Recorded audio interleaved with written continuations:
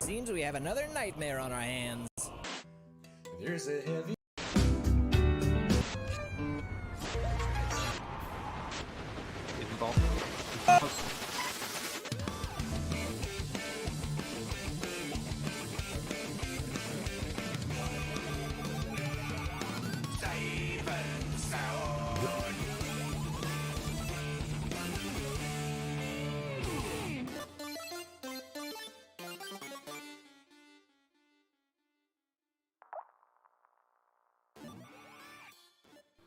Hello everyone. So sorry for the delay. We had a little bit of issues, but welcome to my little cozy space. I'm your host Hans. I'm the communications manager at Bedtime, but more importantly, you are watching Save and Sound, an online celebration of music and games. And boy do we have some good content for you. I hope you're comfortable and relaxed in front of your PC, on your couch, or on the toilet where streams are really supposed to be watched. We have over 50 games on sale on the Steam page with over 9 hours of original content created just for Save and Sound. We've been working on this show for the past 3 months, reaching out to developers, musicians, and composers alike from all over the world, all coming under one roof for you guys for the next 3 days. So, since we were so late, I think it's actually time to kick off the show and show off the hard work that the developers put into their videos. So first off, if I look over here, I see that we have Everhood. It's a lovely and dynamic RPG that's filled to the brim with music.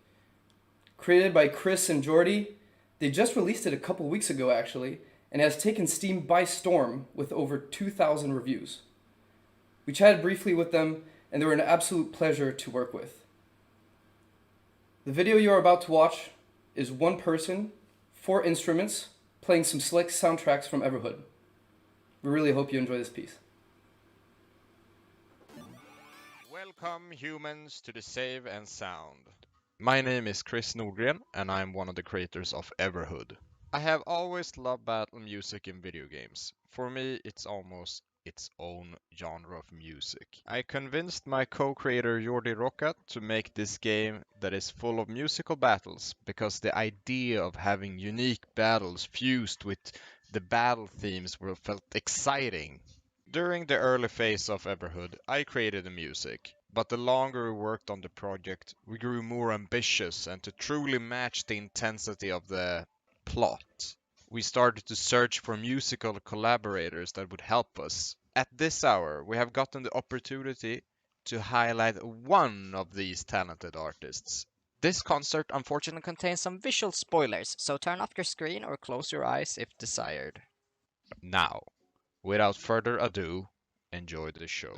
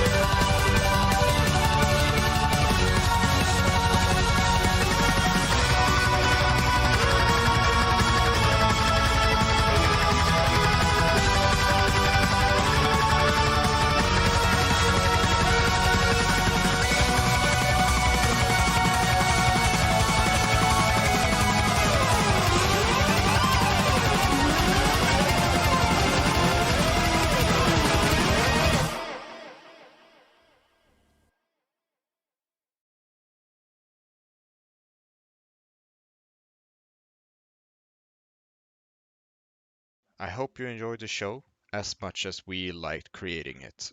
If you're into stories which keep you on the edge and not knowing where it will go, Your mind filled with questions, accompanied with a great musical soundtrack filled with rock, funk, and dare I say, a psychedelic theme, consider buying Everhood today. Have a great night, folks, and don't trust cats.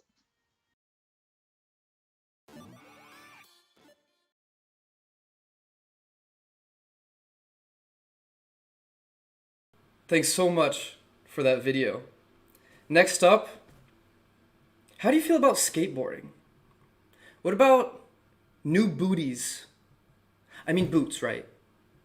Because as a teenager, did you ever want to do something so badly you'd do anything for it? Well, Teenage Blob is a story about a young blob that wants to go to his favorite band's concert. Teenage Blob is half album, half game. It's split into 6 acts with 6 songs that leads to a head-banging finale. The Super Weeks, the band behind the game's soundtrack, has provided Save & Sound with an amazing mashup of concert and gameplay. And make sure to stay tuned until the end. There's a special announcement. Let's go to their content. Hi Save & Sound, this is Ben here from Team Laserbeam. We are a small 3-piece video game punk band that makes short, cute, surreal games. And I'm very excited today to share a live performance of our split release with the Super Weeks Teenage Blob. This project started when the Super Weeks reached out to the 3 of us at Team Laserbeam and showed us 6 songs that they were working on for a future upcoming release. And we decided to do a split record together where we did 6 games to accompany their 6 songs. And today, through the magic of the internet, we are very happy to be able to share a live performance of the full Teenage Blob soundtrack and gameplay. So the Super Weeks have performed this between Philadelphia and Chicago, and I'm here in Cape Town, and let's do this.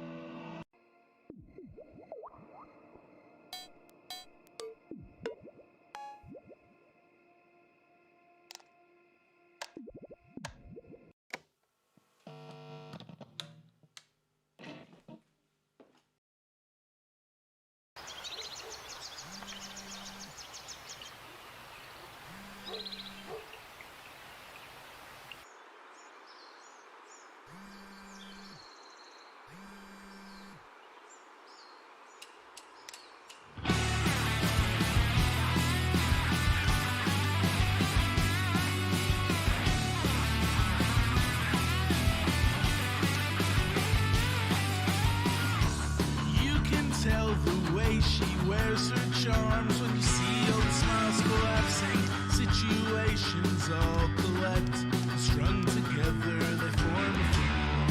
Get going, find a new peace of mind, interpretation of the facts, the lack of stats to get behind. Get going, find a new place to go.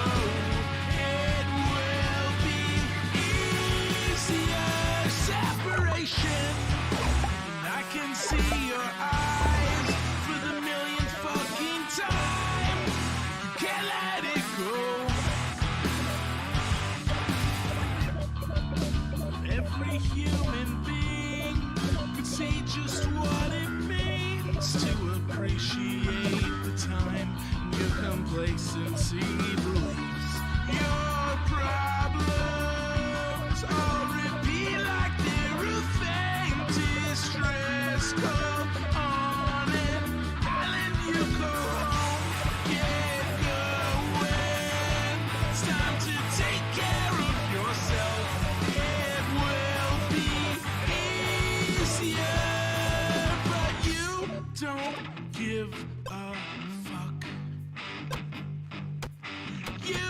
just given up.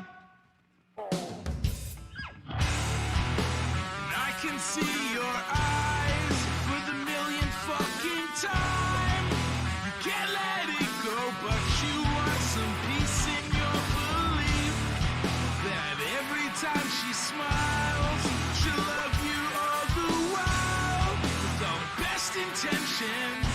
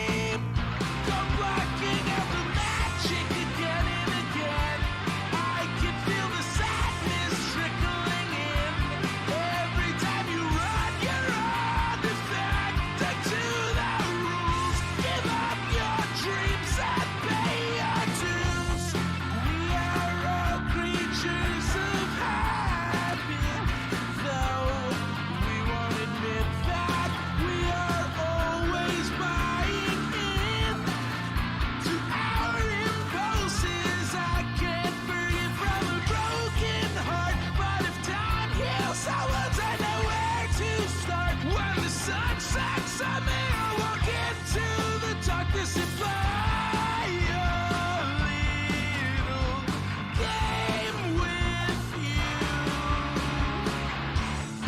You can't avoid me. I'm always there to take the blame. So sit back and unwind.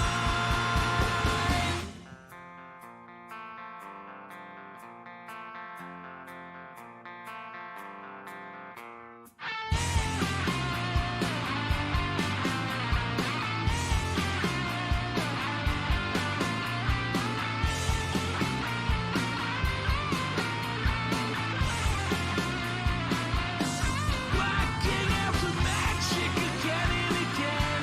I can feel the sadness trickling in. Every time you run, you're headed back to the rules. Give up your dreams and pay your dues.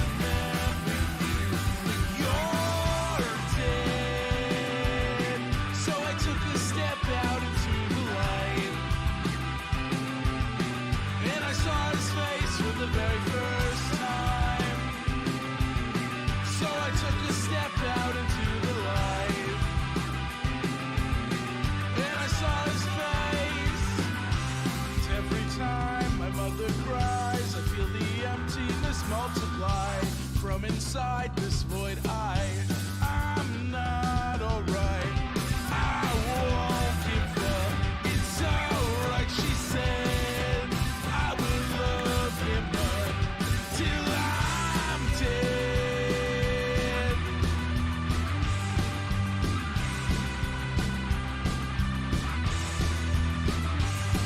Now every time I look into my mother's eyes, I understand her peace, and I appreciate the day we got it right. So I took a step out into the light, and I saw his face for the very first time. So I took a step out into the light, and I saw his face.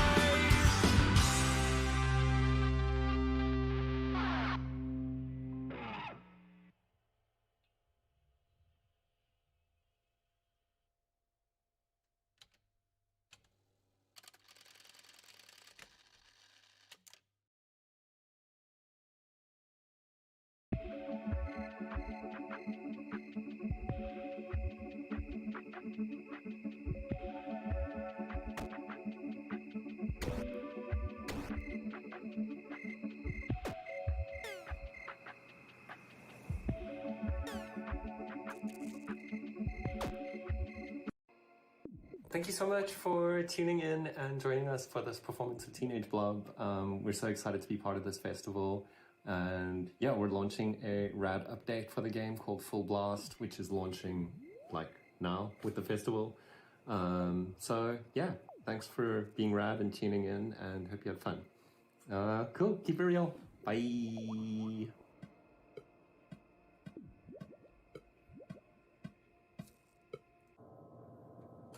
That's it. Yeah, that's it.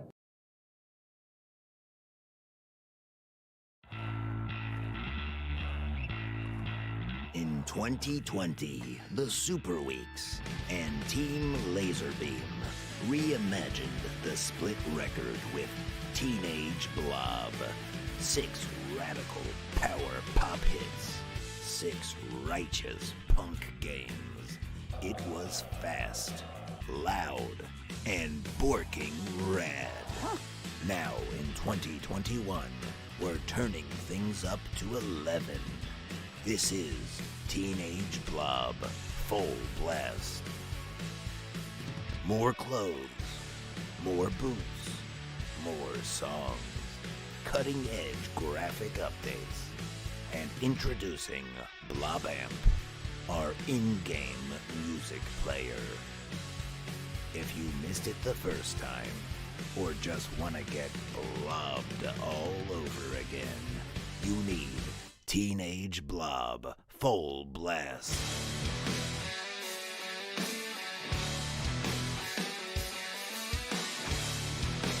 Blobamp, it really whips the blobber's ass.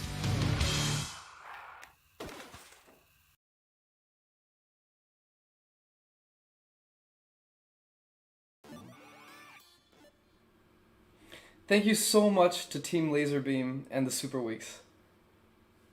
So now we have a very special live guest coming right for you. In the past, they played music on modded Game Boys, some chiptune goodness, and honestly, made sounds with things that you couldn't even believe it if you saw it. And all of this is coming straight to your ears by James Kirkpatrick. He's responsible for the soundtrack of Spinch. So Spinch is a retro-styled visual wonderland with a psychedelic color explosion and a side-scrolling, fast-paced side-scroller. We'll be going to James right now.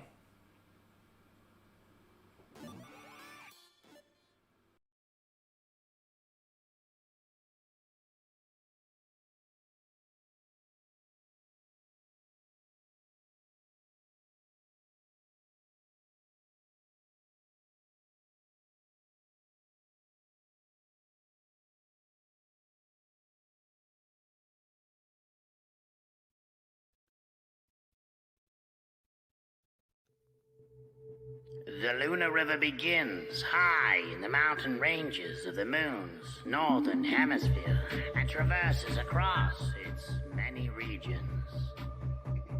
As it snakes its way towards the equator, the stream begins to separate from the surface. The moon not having enough gravity to hold on to such a mighty river. The current plunges all the way down to Earth, creating the world's longest waterfall. The river continues its path across 2 continents until finally emptying into the Pacific Ocean. Within this unique estuary floats a rich landmass known as Astral Island. The mixing of moon water with the salty sea has permeated the soil with high levels of nutrients. Its isolated location and fertile terrain have caused the island to cultivate a very distinct ecosystem, sheltering a diverse population of plant and animal species. The sprawling forests of Astral Island provide a critical habitat for many rare creatures. It is one of the few remaining environments to sustain a healthy population of spinch.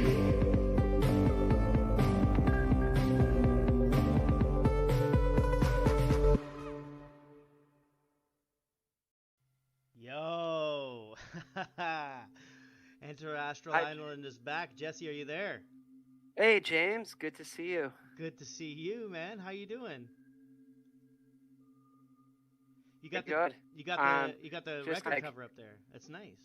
Yeah, the original one, because I think we had to change the name from Enter Astral Island to just the Spinch soundtrack for, I guess, like marketing reasons or something. But this was the original album cover. Nice, man. Yeah, that's right. That's right. Seems like a while ago, but yeah, it's all coming ancient back history. To me. Yeah. So I'm gonna do a little drawing, and you're gonna play some songs from the soundtrack. Oh yeah, definitely. I was gonna start off maybe with probably the first song from the game. Oh, wait. Oh damn! I was playing Yoshi just before this, so that's what was in there. I gotta reset. Sorry, man. Damn. Sorry, everybody. Sorry. Good game. Yeah, game. exactly. An amazing game. So yeah, I was thinking about playing maybe starting off with the first game for the album. Hey, everybody, thanks for having us here, by the way. Yeah. Thanks to the Save and Sound people. Thanks for inviting us. We got half an hour, so I'm going to try to draw something like 1,000,000 miles an hour. Normally, it takes me longer than half an hour to draw anything even like halfway decent, but I'm going to do my best and take some shortcuts. It's going to be dope, man. I'm going to play my songs twice as fast, so we're just going to cram in as much as we can for all your entertainment needs there. And I've already started over the intro, so I've got it started. I'm drawing a weird Spinch character. So, all right. Dude, it looks awesome, man. Looks awesome. Okay, here we go. Dusting off this old Game Boy. Whoop. Here we go. I swear to God, here we go. All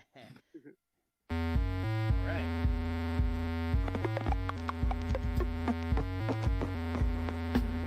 World 1.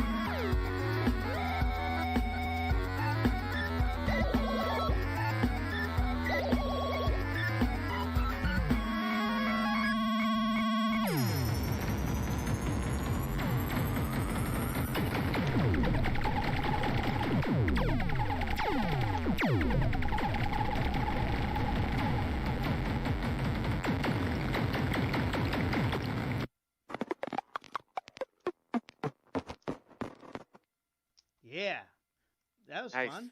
I haven't Yeah, played man. that. I haven't played that in a long time, man. So it's kind of fun. I miss it. Yeah, man. I miss being on Astral Island with you, man. Yeah, it's funny. I'm just realizing we kind of did a piss poor job of introducing ourselves. You're James Kirkpatrick, aka Thesis Sahib, and I'm Jesse Jacobs. We helped make the game Spinch in partnership with Queen Bee Games and Acupera, who was our publisher. So yeah, I thought we should do that. And you Yeah. made like all the music, these amazing sounds. Well, Jesse is the art director who came up with the whole beautiful concept and amazing game and how it was going to be, and kept pushing it until it's this incredible and extremely hard but beautiful game. So yeah, man, I'm stoked. Hey, you know what's pretty cool is something arrived in the mail just recently.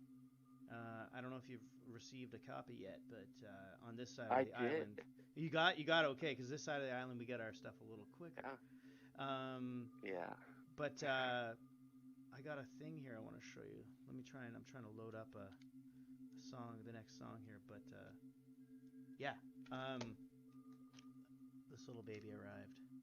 I am 8-bit in the house. Yeah. For your Nintendo Switch. Physical copy. Yeah, man. But one of my favorite parts of it is this comic inside. All the hot tips on how to beat the game. I had to have a manual. Yeah, exactly, man. Nah, this is cool. This is super dope. It's awesome. Yeah, congratulations, man. Congratulations to everybody involved. It's really dope. Oh, thanks. Yeah, and we also have, we should say, the vinyl coming out through I Am 8-Bit as well. I think in August it should be out. We're looking forward to that as well. Actually, soundtrack. Give me a on second. record. I might even. Hold on a second. Hey, Joel, bring the other thing that arrived in the mail. Okay, I'm asking Joel to bring the other thing. I'm gonna play a song. He'll come back, and then we'll show it. But we'll talk about that in 2 seconds. What you were just talking about. I just don't want to. Yeah. So this next one, I want to play something that's not on Spinch. I want to play a couple things that's not on Spinch, just for fun here. This one is an unreleased song. Yeah, you may have heard it if you're a regular on the island, but it's never been released, and it's probably coming out on an album in early 2022, which sounds like the future because it is. Here we go.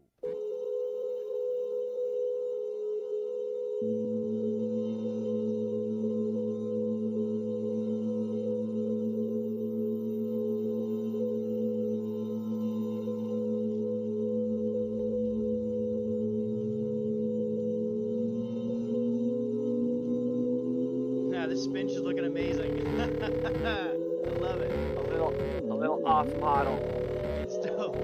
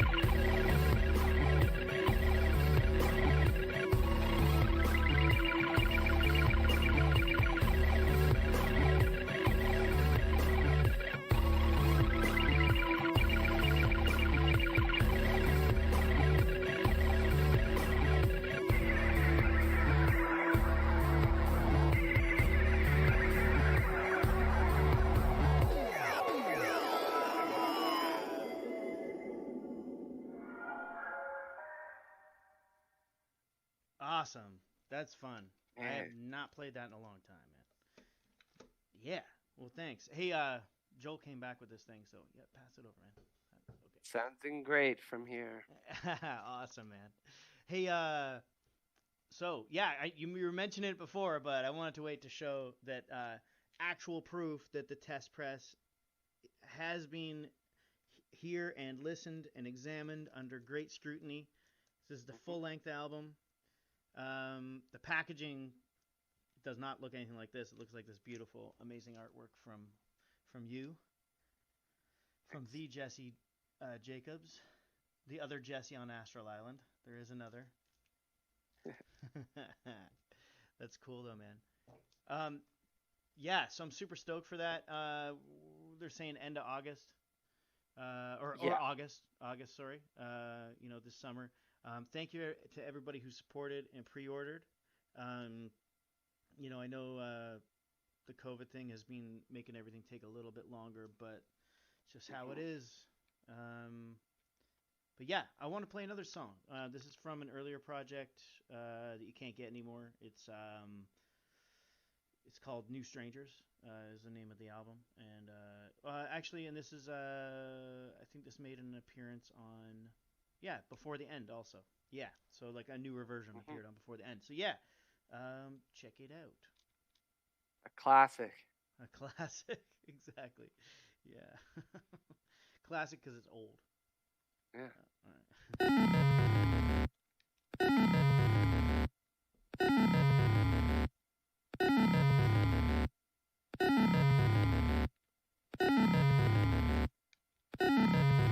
Straight chiptunes, no filler.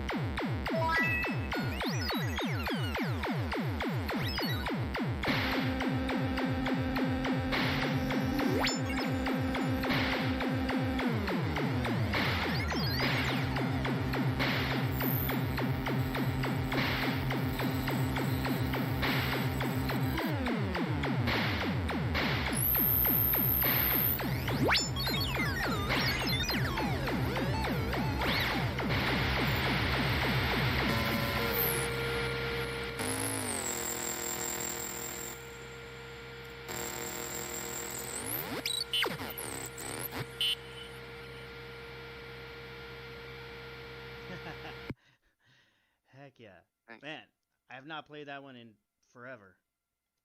Yeah, well, I'm feeling the same with drawing all these little spinch babies. I used to draw so many of them, and now they're like all off model.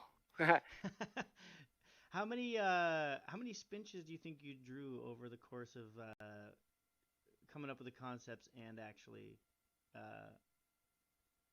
the game Well, release? it depends, because if you count like the animations, and every frame of the animation, it would be thousands. Oh man, that's crazy. Yeah. Can't believe your wrists haven't fallen off yet. Yeah, I know. Me neither. Don't say that. Yeah, exactly. Yeah. Yeah, knock on wood, huh? But yeah, that's so stupid. I'm very superstitious, so yeah. Oh, I I will know. knock on wood. Definitely. This next track is another unreleased one. I just called it Bear because I circuit bent this bear toy, and then I played the Game Boy along with it. So a lot of the backing track is coming from this circuit bent Game Boy that's sort of playing through this band member here, who makes all these other cool noises and different things. Yeah, so I guess I should introduce you to the band. There's the Brain, Central Control Brain, I call him. This guy I don't have a name for, but he's a cool guy with shooting capabilities. A lot of weird, like, circuit bent, I think all the noises are from Sesame Street. And this little guy right here, who's just like his cell phone. But he behaves. My niece has.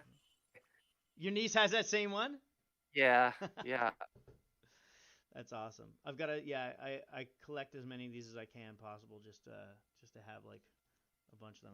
If your niece ever outgrows it, hook me up. Okay, yeah, so I'm gonna go on to Bear, but check it out.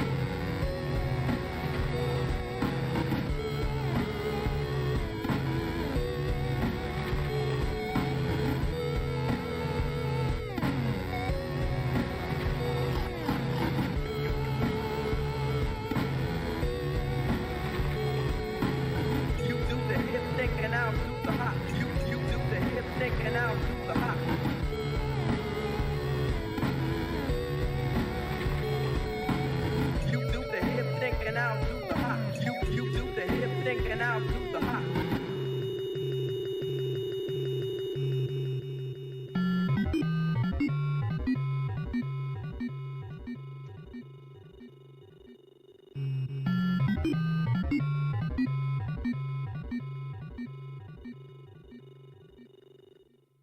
Yeah.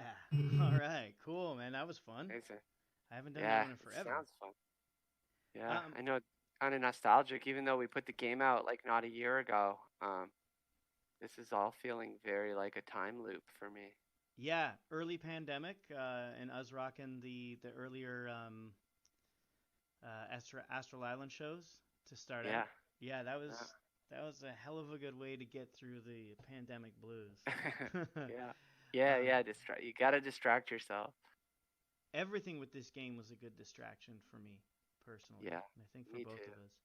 And yeah, a lot of respect out to everybody at Akupara and Queen Bee for making things work even Yeah. throughout all this throughout all the difficulties of the pandemic, and yourself too, man. Thanks for being awesome to work with on this crazy project. Likewise, yeah, it's a roller coaster. So we got like 5 more minutes, I think, Yeah. roughly. Should we? Yeah, I've got one I more gotta track. color this drawing.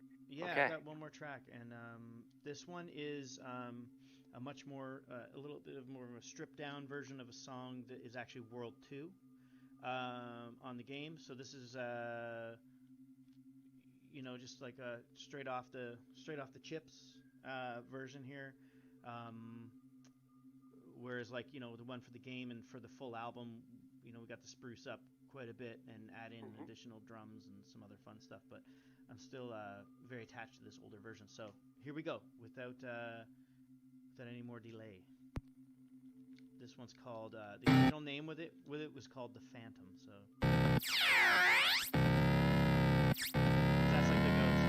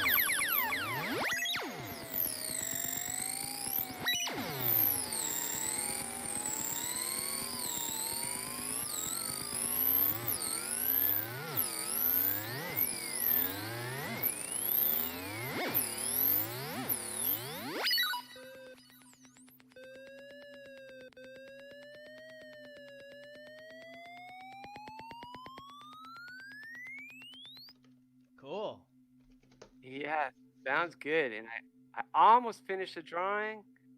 Oh my Just god, in dude, you did time. so much there. Wow. That's awesome. That's awesome. Hey. So, we're about to have to sign out here. Thank you, Save and Sound. This is Jesse Jacobs. I'm James Kirkpatrick, Thesis Sahib. Everybody out there, thank you so much for watching. Aquapower Games, Queen Bee. Also wanted to give a shout out to, I do a show every Wednesday with another Jesse. Maybe he's a fake Jesse. Maybe he's a real Jesse. We haven't figured it out yet. But it's on our show, which is Enter Astral Island. So it's Twitch /Enter Astral Island, twitch.tv/Enter Astral Island. Check it out Wednesdays at 8 p.m. We have tons of guests on from the hip hop world, art world, interesting folks. We also have a Friday night DJ, Monday night DJ, and other shows and live gaming and stuff happening throughout the week. So thank you so much, everybody, for checking us out. Yeah, thanks everyone for watching and listening, and thanks James for playing. Oh yeah, really appreciate it. And man. Acupera and Queen Bee. That's it. Peace, Thank James. you, everybody. Peace, guys. Thanks. See ya. Bye.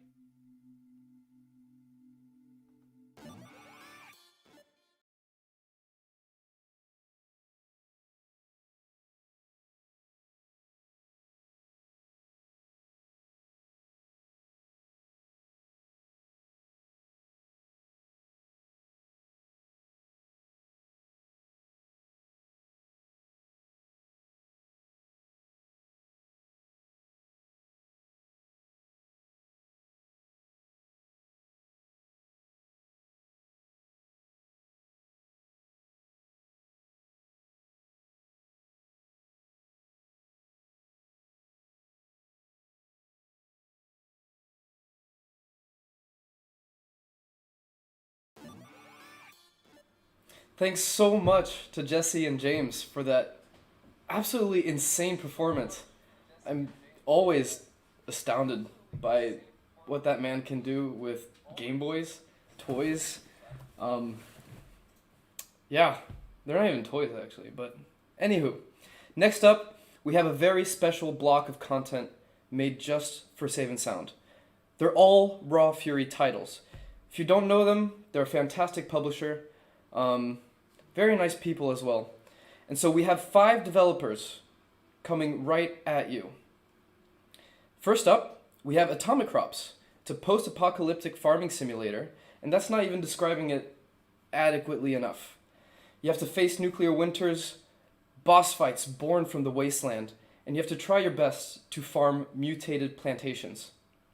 Jonas Turner, an industry veteran with list of credits that's actually kind of scary to look at once you've noticed what he's actually done for games. He's not only a voice actor, a sound designer, but he's also a composer, all in one person. Can you believe that? You may have heard his work in Nuclear Throne, Broforce, or even Noita. So, enough with the talking. I think it's time for me to let Jonas take over.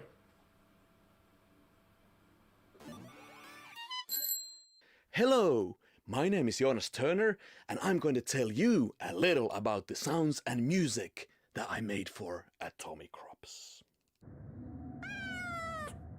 First off, what is Atomic Crops? It's a post-apocalyptic farming simulator meets an action shooter with mutant vegetables and animals. I went. What would this world sound like? What if everything from their music to their equipment comes from objects they just found laying around and fixed up? After pondering about this for a while, I went, yes, that's exactly what I want. I want to keep it natural and raw, just like the setting.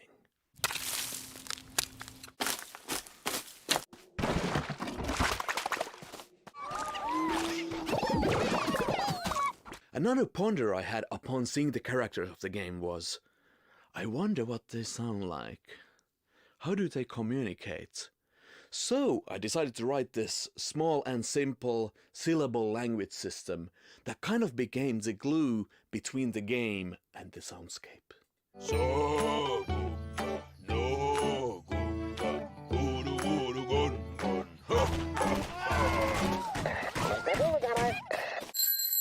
With the sound design, I had this idea that I wanted everything to kind of have this grounded or junk put together feel to them.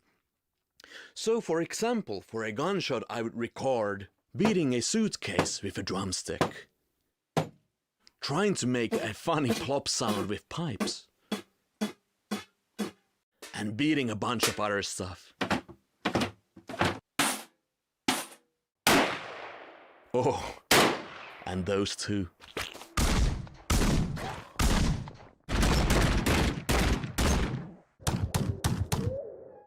I was hugely inspired by watching this making-of documentary of Wall-E, where there's a part where they show how old cartoon sounds were made. And that approach really struck me as a fun source of inspiration to kinda lightly try with atomic crops.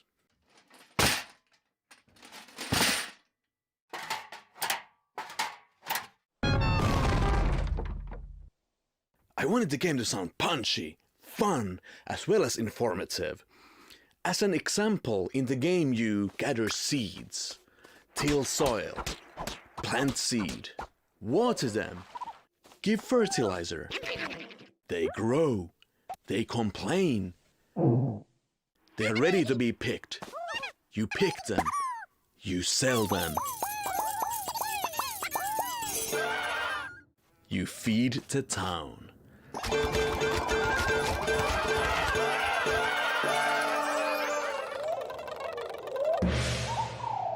We had a few parts where I'd use electronic gadgets, such as the UFO boss, to which I wanted this kind of old school sci-fi vibe to. And luckily in our studio we have a Moog Theremin, which is pretty much something out of a UFO itself.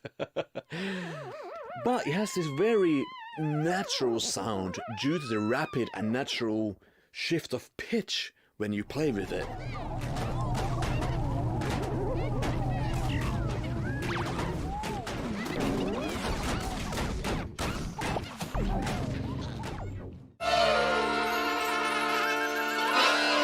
When it comes to fun, we pondered a bit on the music, but quickly returned to the core idea of their music comes from objects that they've found and fixed up.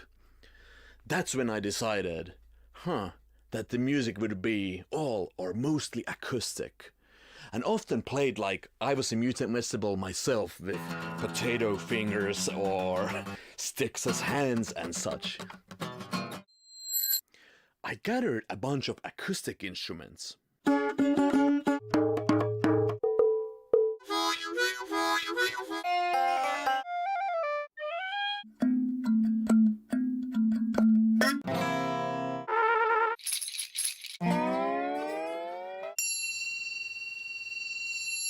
And would build random instruments too.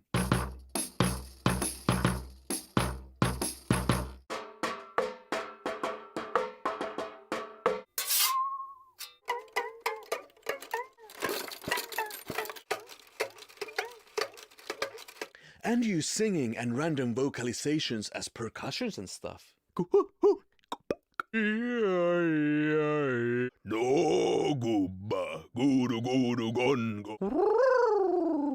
And I would use these as my main source of sound.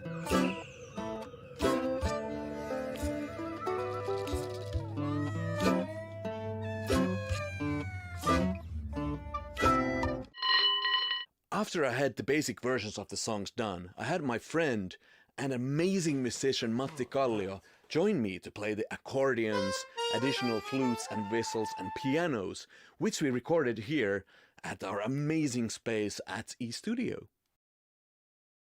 And eventually, this is how it all sounds inside the game.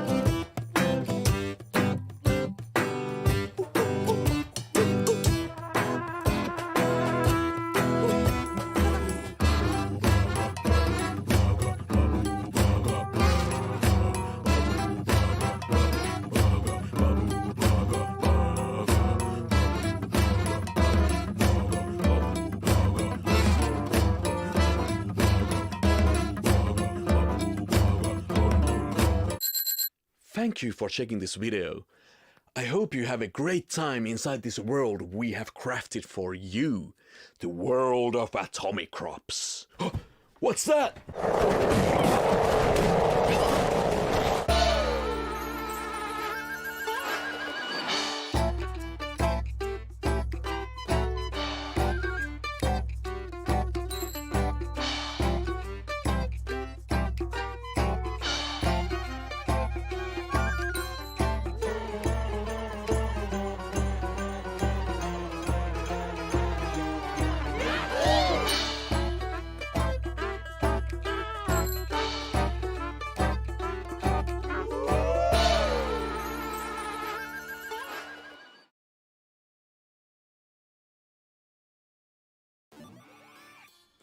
Oh, jeez.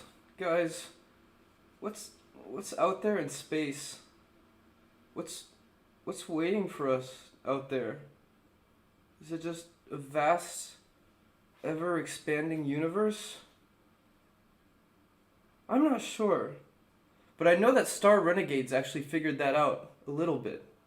They underlined the dangers of space travel actually pretty well.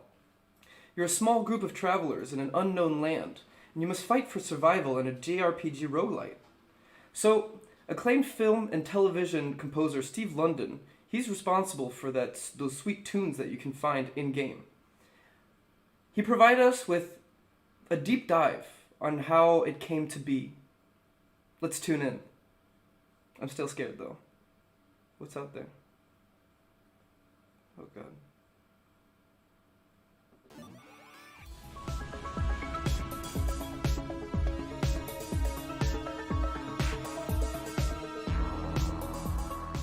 Hi everybody, I am Steve London. I'm a film and television composer, and I wrote the music for Star Renegades by Massive Damage.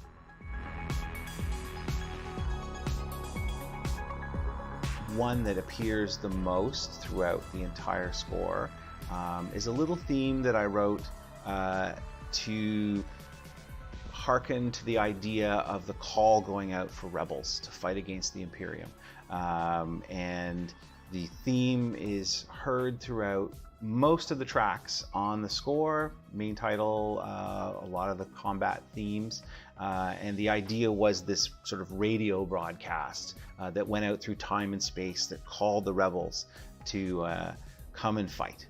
So this is the sound of that little broadcast theme.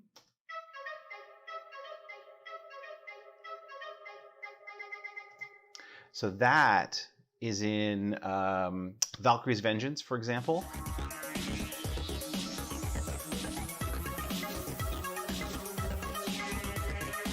But it's in the main theme, like I said.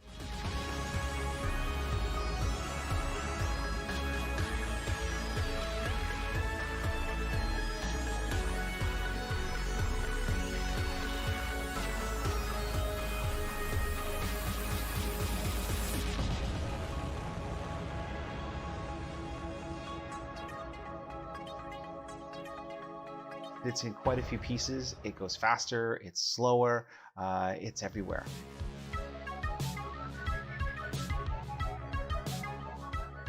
It's a synthwave score, so we needed synths. Part of the main sound of Star Renegades is my trusty Juno 106 synthesizer from the 80s.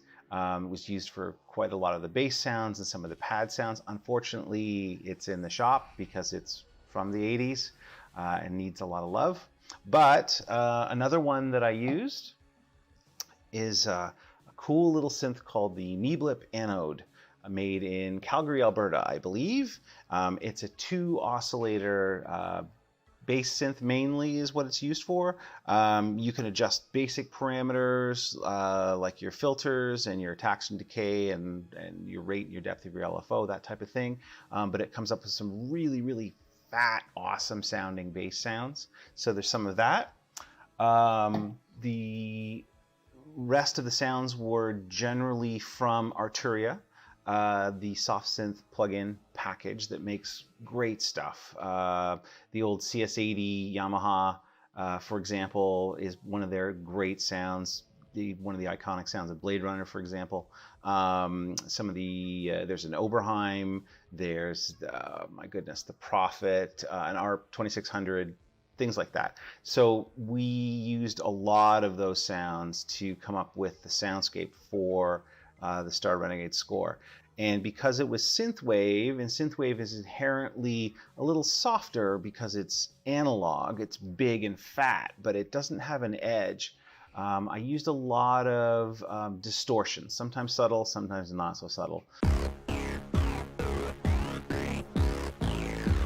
Especially the bass and lower mid-range sounds to give it some real oomph and cut through, because the rebels are in a battle for their lives, and we want the feel of edge and a little bit of danger as you're listening to the score for the game and playing the game.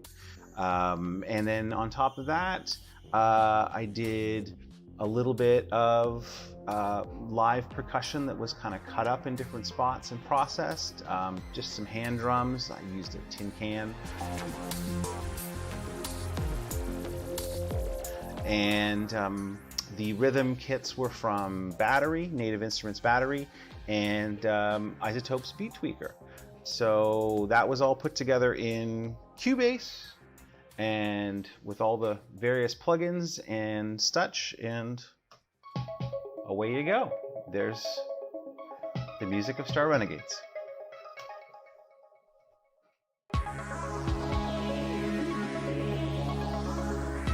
piece Song of Aya on the soundtrack, which was the Gamescom release trailer. It's a little different than most of the score for Star Renegades. It's more of a hybrid.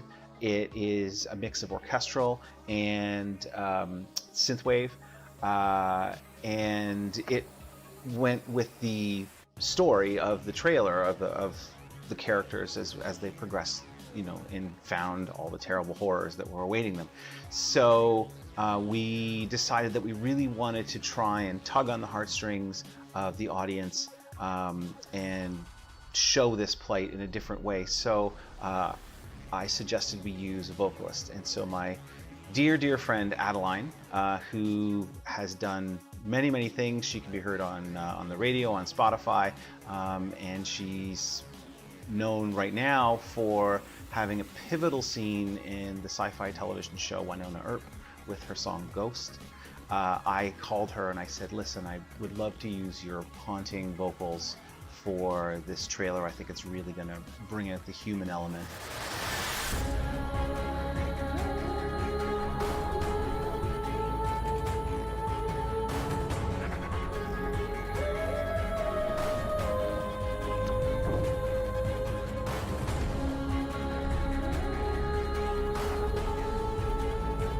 So when you hear that track, that's her voice that's in there. And thank you so much for lending your fabulous talents, Adeline. Always appreciated. The track, Yes, You Can Pet the Dog. I think it's pretty obvious that it's a definite tip of the hat to John Williams' Cantina song from Star Wars. I tried to make it as colorful and interesting as John Williams' original Cantina song, and we used all kinds of different synths in there, sometimes with good tuning, sometimes with not, to make it a little more fun. And the little steel drum riff in there is actually from some hand drums recorded, and I processed the heck out of them and made them all space Cantina drums. So there you go. There's a few little secrets from the Star Renegade score.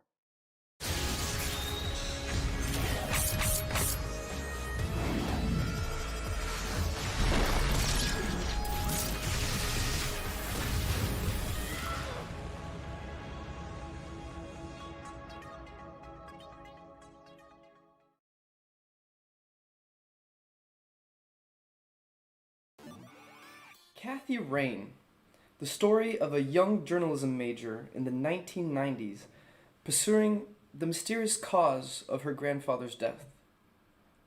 Her quest leads her to an unexpected turn of events. Through this compelling storyline, you'll experience over 4,000 lines of fully voiced dialogue. But in Kathy Rain, the director's cut, you'll actually be able to experience a whole revamp of the soundtrack. And it's all done by the original composer, Daniel Kobolars. In the next segment, follow him into how it was remade and how much of an impact it can have. Let's tune in. My name is Daniel Kobolars, and I am the soundtrack composer for Kathy Rain, the director's cut. I couldn't be more excited to be back in the world of Kathy Rain as both a developer and an adventure game enthusiast, and I hope you are too. In this video, I'm going to go over some of my music creation process and what it's like to enhance a setting through audio.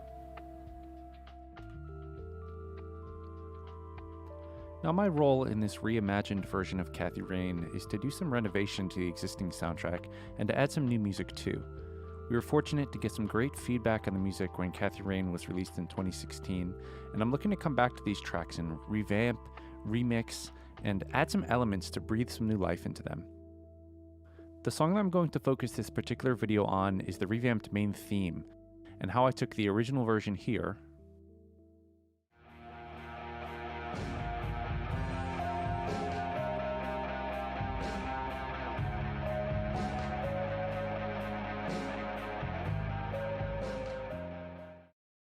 and I turned it into this.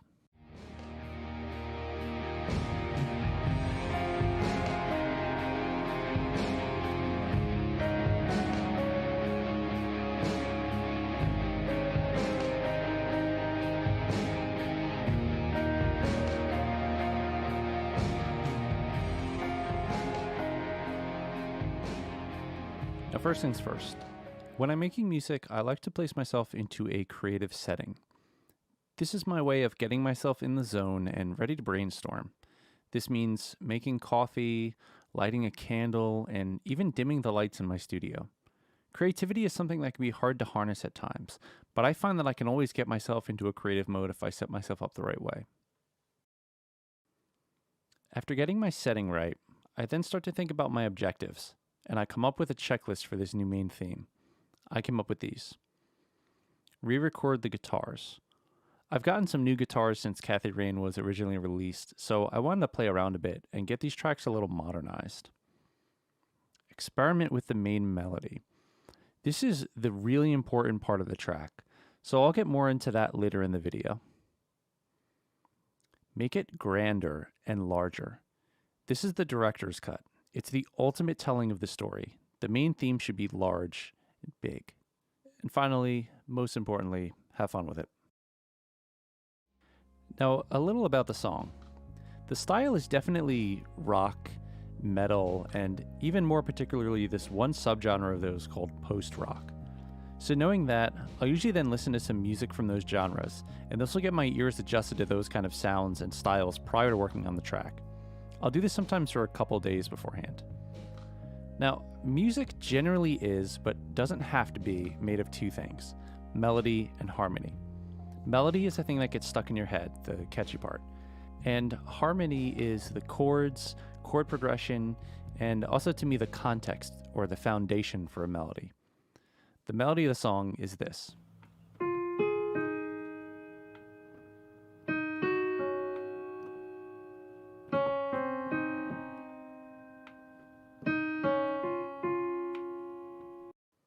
And the harmony, what the guitars are going to be playing, is this.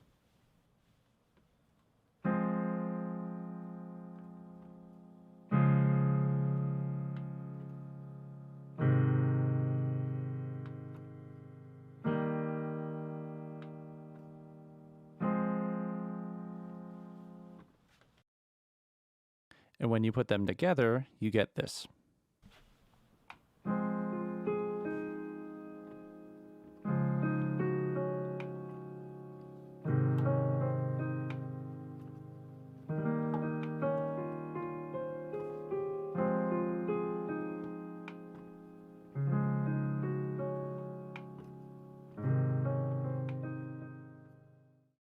It sounds nice, but Kathy Rain needs guitars and distortion. So that brings us to our first objective, to re-record the guitars. So then I finally open up my digital audio workstation, or DAW of choice. I set up my guitars and I get to work. My goal here is to get some good distorted, chunky, and heavy sounds. When I think of Kathy Rain the character, should I think of the words soft, light, or rounded, like this?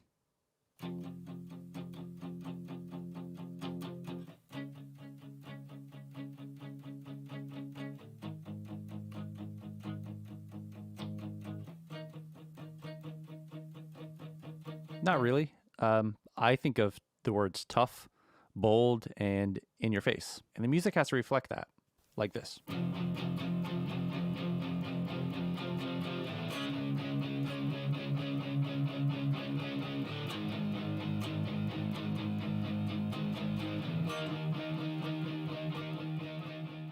After recording some guitar parts in that style, I put them all together. So let's compare the new version to the old version. Here's the guitar soloed from the old original version.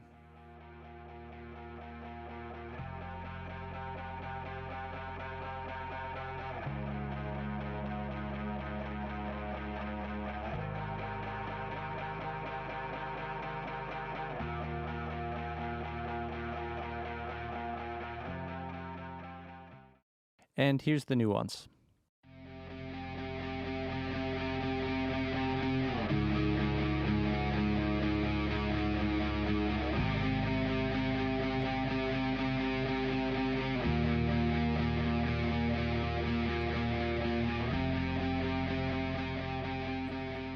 Now, to me, these sound more modern, crisper, bolder, and in your face. Remember that I said that part was the harmony, or the context, the foundation, the thing that sits underneath the melody. Having that foundation, we can move on to the second objective, which was to experiment with the main melody. This is the most important part of the track. It's the catchy thing. It's a thing that hangs in your ear after you stop playing the song. I'm going to get a little philosophical here, but hang with me. I originally came up with this piece of music to show a duality in Kathy herself. Someone with a hard exterior who also has a kind heart and cares for her loved ones. The distorted guitars that you just heard show that toughness. The main melody is the contrast, the soft side of Kathy, and is a little hidden underneath those guitars, just like her kind heart is hidden underneath her tough exterior. For this version of the main theme, I wanted to bring that melody out more. In my mind, Kathy has already been introduced to the world.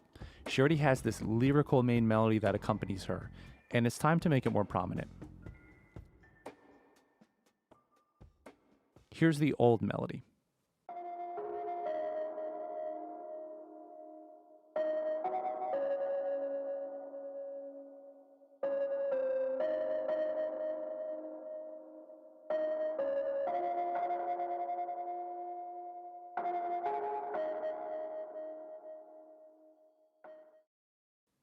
And here's the new melody.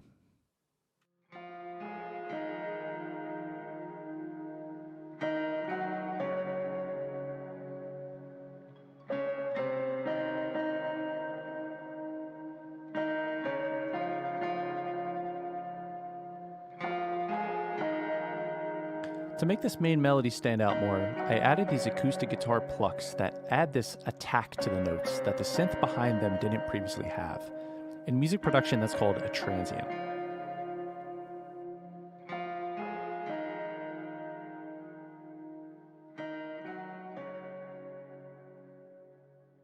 After iterating and mixing these sounds a bit, I start to focus more on the third objective that I was aiming for in making the piece larger and more grand.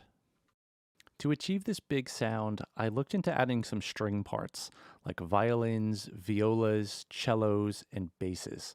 Specifically, I wanted them in the intro, which only had drums and a synth part. The synth was playing the harmony chords, which is the same thing that the guitars were playing earlier. And so I added these strings on top of that synth, and they're pretty much playing loosely the same thing. Here's what the strings sound like soloed.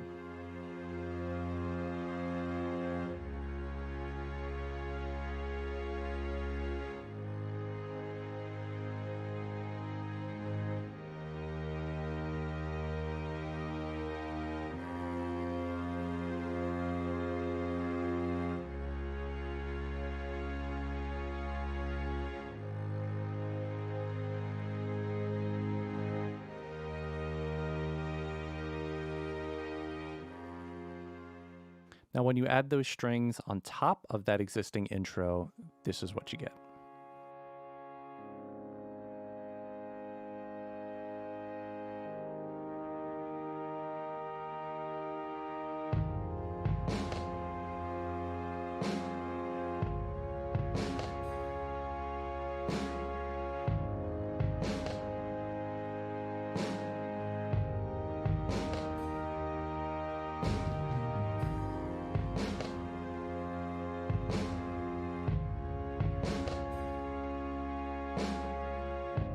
So there you have it. You got to see some of the process, some of the analysis, some insights into the sound choices, like using distorted guitars, softer synths, and now orchestral elements. Kathy Rain and all of her complexities deserves this sort of theme. Tough exterior, a soft heart, and a larger-than-life presence. Thank you so much for watching, listening, and I can't wait for you to check out Kathy Rain, the director's cut, when it comes out later this year.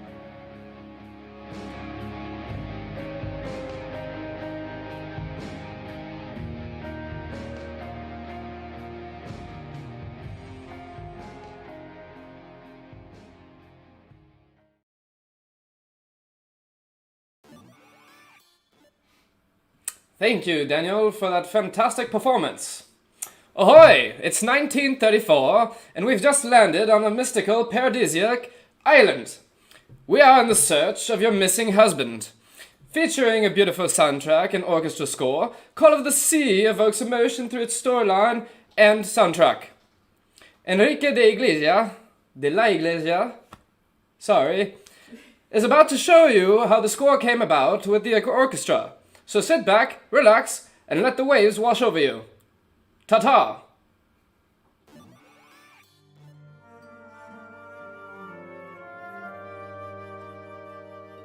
Hi, my name is Eduardo de la Iglesia, and I want to invite you to join me to discover a little bit about the soundtrack of the game Call of the Sea.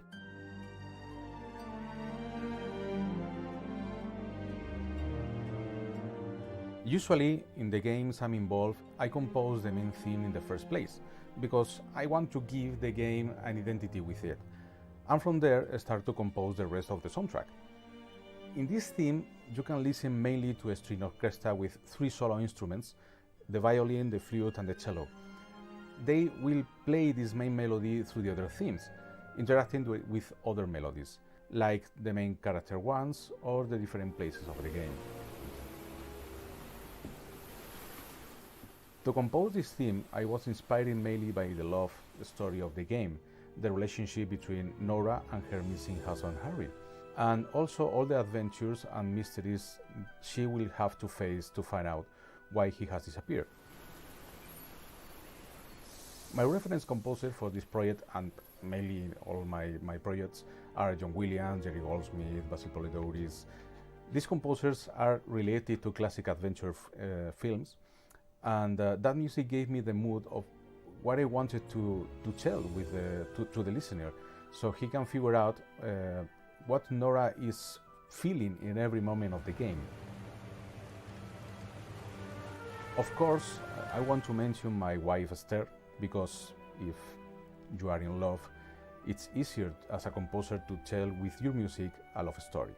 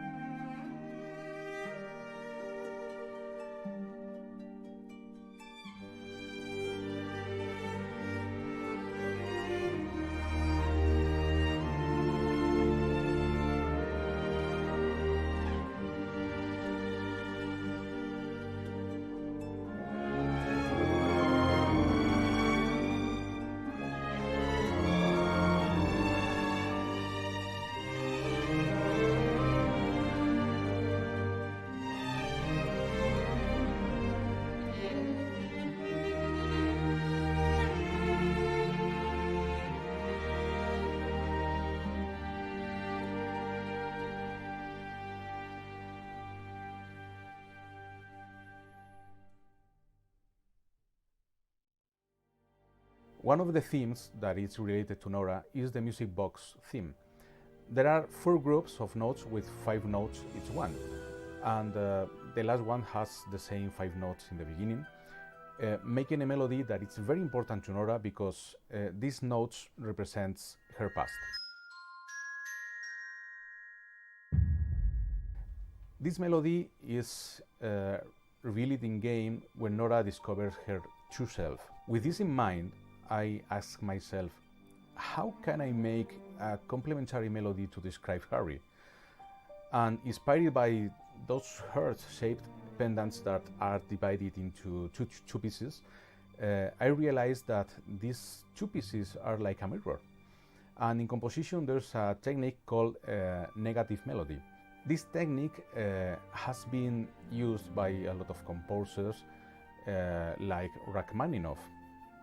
His theme, Rhapsody from a Theme by Paganini, follows this theory, and the 24th Caprice for Paganini will be the mirror. The first 5 notes of the melody from the music box theme are D, A, F, G, and E. So, starting with the first note, the D, to play the A below, there are 5 semitones. So, in the negative melody, starting with the same note, instead of going down 5 semitones, I go up 5 semitones. So, I get the G. The next note in the music box theme, the A, is the F above. So, there are 8 semitones. With the negative melody, from the G in the Harry's theme, I go down 8 semitones. Following this technique, with all the notes, I get Harry's theme that it's called Professor Everhart. Since Nora is so important to Harry and Harry is so important to Nora, I find this heart-shaped pendant structure is a very unique way to compose a different theme, but at the same time keeping it completely intertwined with another one, giving a backstory to the music.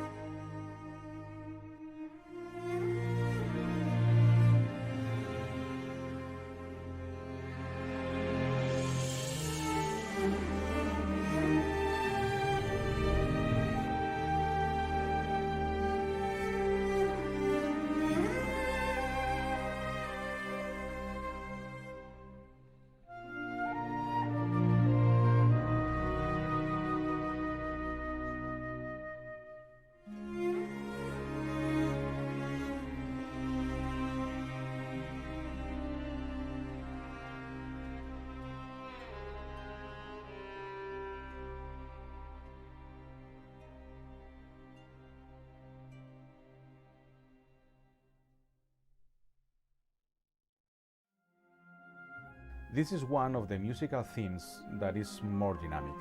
It's an adventure music that follows a spectacular moment where the character travels discovering secret and precious places on the island.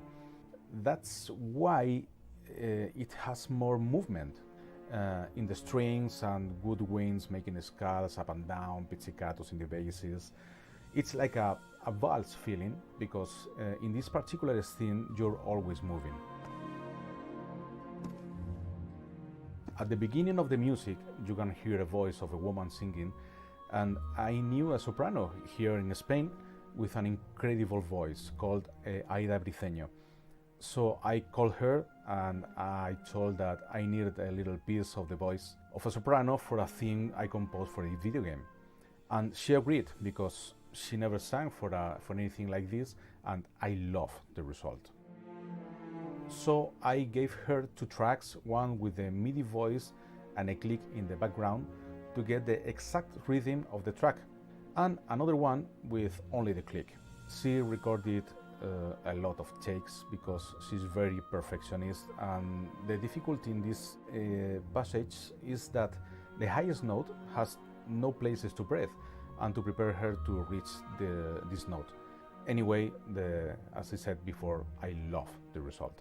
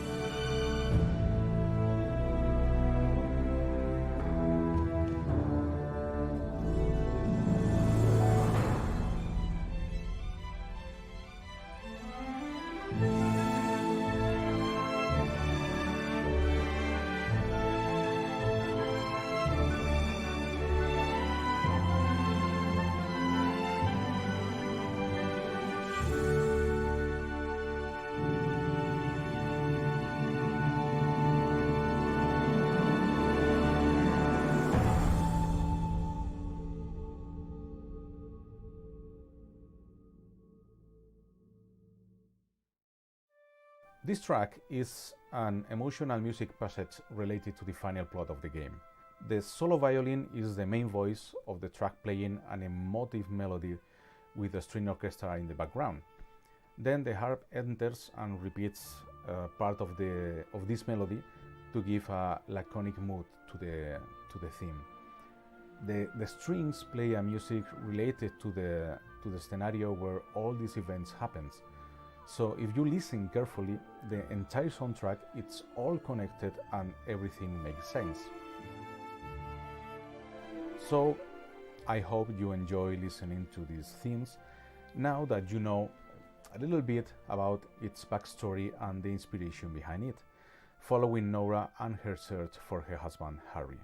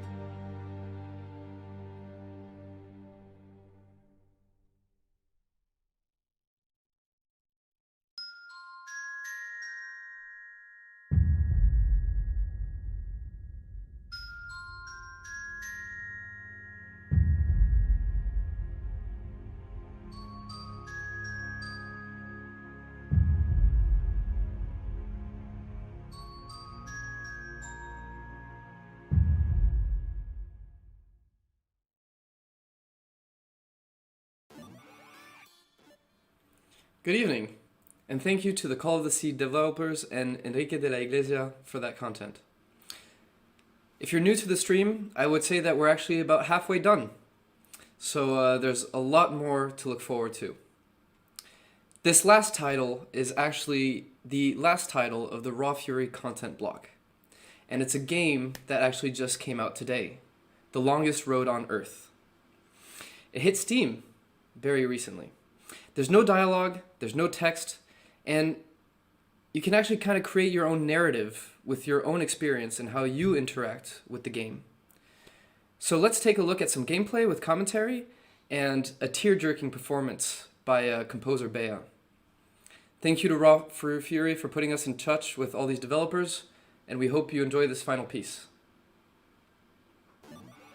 Hello everyone, I am Moha from Brainwash Gang.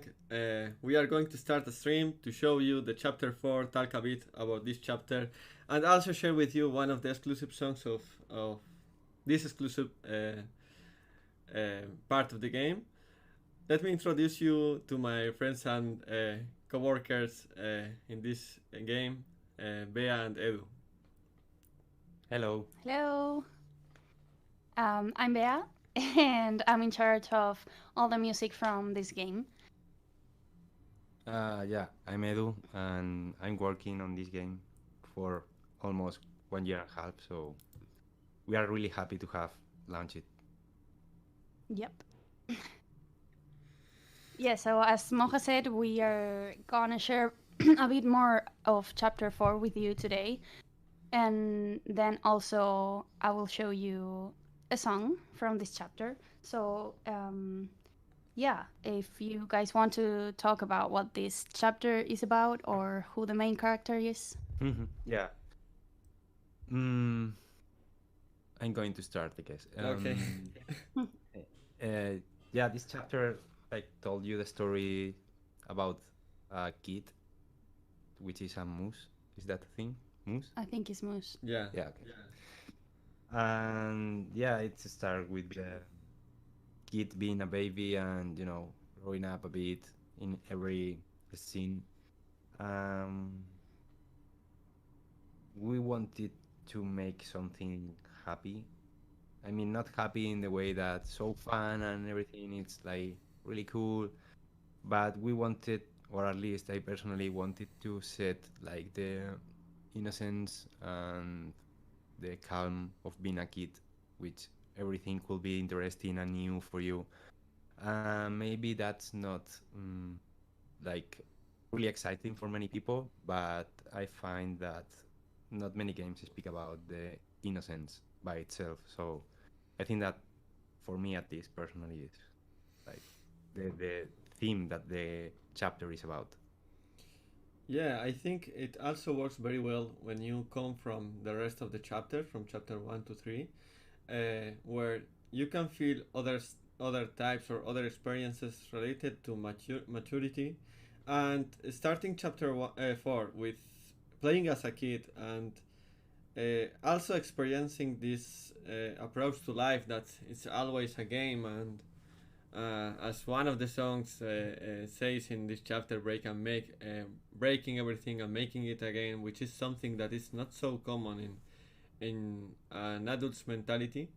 I think it works very well. It's very different from the rest of the chapters. It makes it even more unique, and yeah, I'm not sure. I guess it has the way it affects you, in my opinion at least, is very special. Like it may be like a chapter where you will be happy, but yeah, in my case I started crying when I played it, because I in some way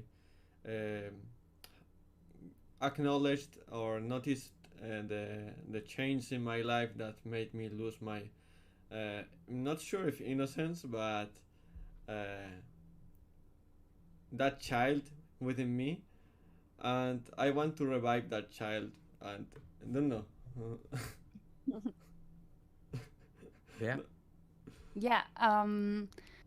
Well, for me, it's a chapter. Well, I guess for everyone it will be like very endearing because as Moja said, we all can well, most of us, I believe, feel a very special way about our childhood. So when seeing a kid and get into that mindset and perspective, yeah, it's there's nothing wrong happening, but it's just like, for me, as well as just like Moja said, it's like very I don't know, like intense in some way, because childhood just touches you in a weird way, I guess. And that sounded really bad.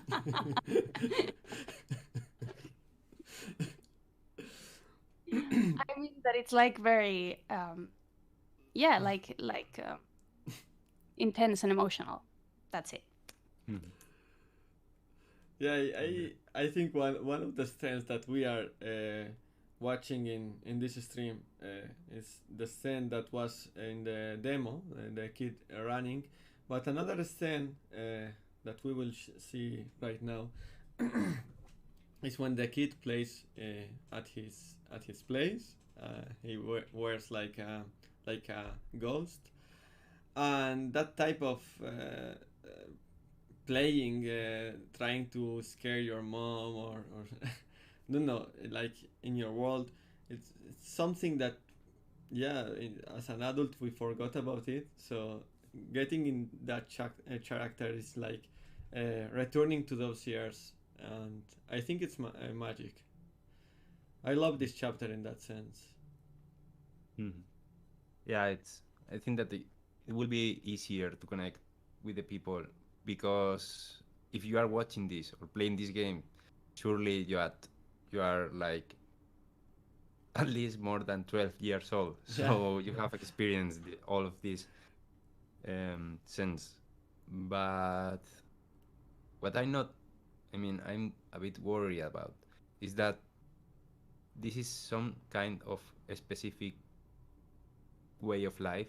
Like, it's a really easy to I don't know how to say, like, feel that or being like, ¿cómo se diría? En plan, que es fácil empatizar. Yeah, if it's easy to empathize. Yeah. Empathize. If you have lived in a happy house at Yeah, some point. that's the thing, I think. Yeah. The only thing that worried me a lot about this chapter is that, because it feels like a really nice,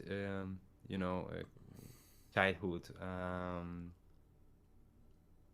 Yeah. Maybe it's not universal for everyone. Oh, of course. Not everyone grows in like a nice house and all of that, but we actually don't know much else from this kid. So it is what you make of it, I guess. Like, right? You just see, well, just like in the whole game, you just see specific moments, and then you create this story in your head. You fill the gaps with what your imagination tells you. So in this case, as in the others, like, you're in a specific place and stuff that I mean, in that sense, yes, I agree with you, but we don't know how his life is like. But is something you have to imagine. But I guess you can empathize with many other elements. Like right now, we are seeing the part in which the kid is drawing the ghost, and after drawing the ghost, he goes to the teacher and shows their painting, and at the journey he goes to the moose goes to the teacher. You can see the drawings of other people, like this type of comparisons, and there are many elements that I guess are more universal than we think, like these comparisons, playing. Of course, we can't really make out of it like the kid has a happy childhood, but I guess we can empathize with many of the elements we see in this chapter. Like of course we haven't lived the life of this kid, but for example, the chapter takes place in a snowy environment. Most of us probably haven't, especially us in Spain, haven't lived in this type. Like we saw snow a few times in our entire lives. No, it's not common, but we can empathize. So I guess when we see a story, we try to get small parts of it or elements in which we can see ourselves. We want to see ourselves in them. Like it's not only in this game, we do it in almost all culture we consume. So I hope that even if you have had a different childhood, you can empathize more or less. Yeah. Yeah. Why not we hear the song that you have prepared for this chapter? Sure. Yeah. This song you're about to hear is called The Shape of Clouds. And yeah, hope you like it. Ring.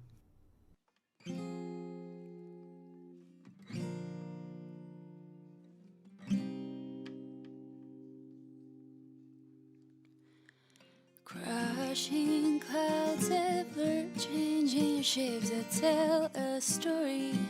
I see a story up there. Greedy eyes now cry 'cause they forgot to take the greatest prize. And children running, one falls behind. I hear her calling, I think she's calling a pretty name that I forgot. Got distracted watching shapes in the clouds, but since we're all just dust in the wind, I'll keep on telling stories that never happened, but maybe they one day will.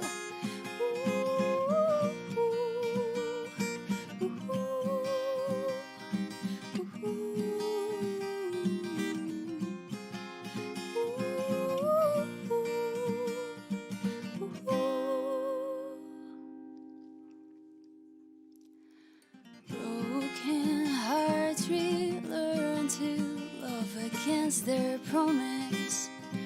The one they once made, and fields of daisies that one day will lose their petals.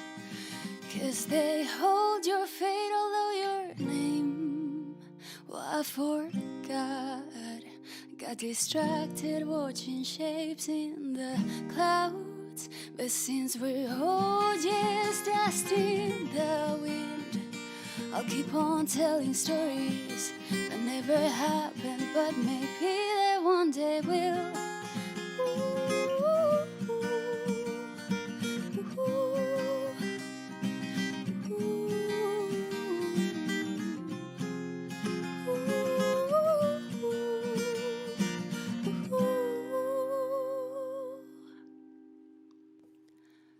Crashing clouds, ever changing shapes that tell a story.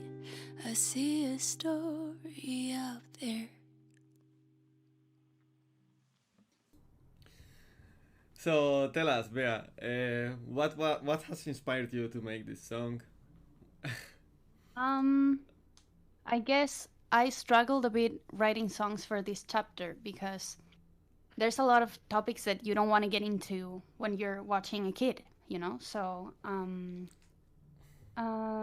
yeah, I was thinking about things related to being a kid and all of that. And I think one really typical thing in media is like this watching clouds and imagining shapes. And I think that's one thing that every kid has done, you know? And yeah, I use that as a way of telling different stories in the song because yeah, that's what you do when you watch clouds. You just imagine stuff and then create this world in your head, and which is really nice. in my opinion, because it's the same thing you do when you play this game, that you just have to imagine what all of this means to you, these random scenes, and connect them, and you create your thing in your head. And that's like what the kids do actually all the time. If I remember being a kid, all I did was like creating stuff in my head. I would imagine, I don't know, you're like your creative spark or whatever is like very strong when you're a kid. So that's what the song is about, basically, just creating stories out of whatever. Which part of the song do you think is your favorite?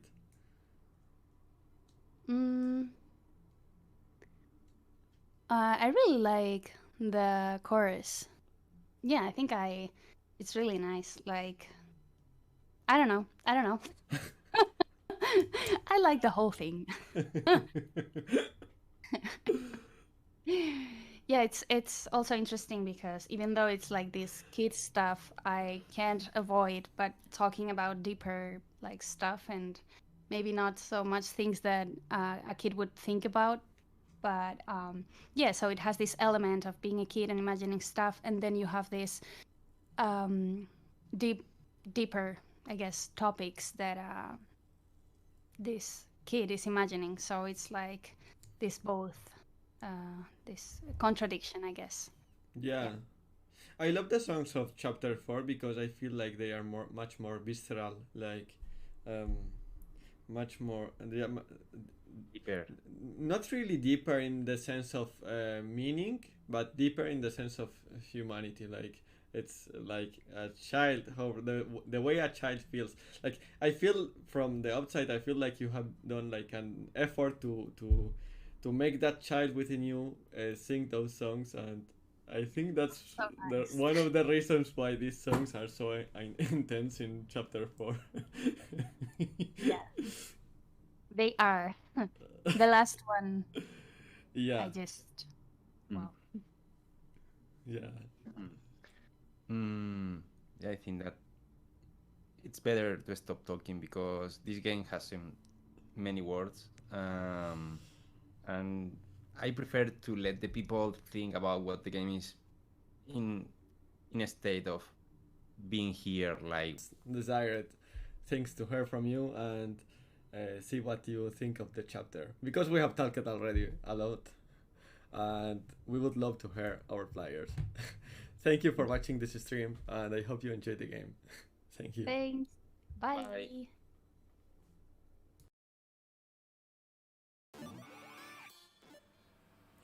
Okay, welcome back everyone. So thank you to Brainwash Gang, I believe, and TLR Games and Raw Fury for this amazing lineup of games, and congratulations to The Longest Road on Earth's release. Next up, puzzles, music, isometric camera. Can you name a better trio? Probably not. Ritmos, set to release in 2022, has provided us with the premiere of gameplay. It's a very new title that's been announced. So actually, I will let them take over and show you what it's all about.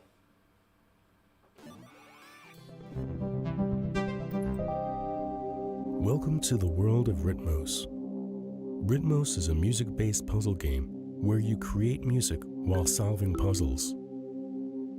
As you play the game, it slowly evolves into a musical toy, giving you more and more freedom to create and mix your own music.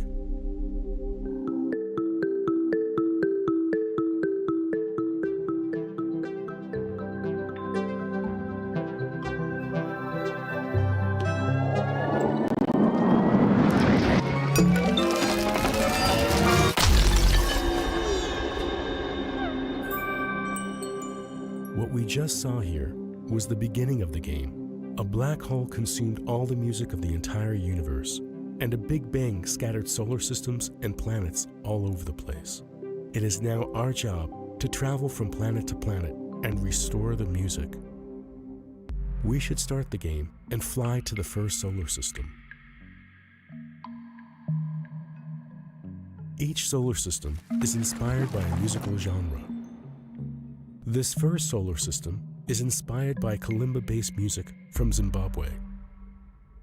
We now have to solve our first puzzle. The core of the game is to draw a looping path in the maze and thereby create a small musical loop. The path is drawn when we swipe the cursor in a given direction, and it will draw as long as there is a surface underneath. Now we have made our first loop and solved the first puzzle on this planet. The planet has 3 sound emitters, playing a sound each time the cursor hits them, or whenever you press on it. Later in the game, you will see that these sound emitters can be tones, chords, percussion, or different musical modifiers.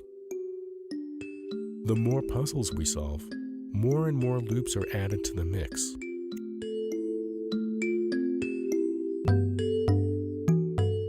In the end, a small musical composition slowly reveals itself.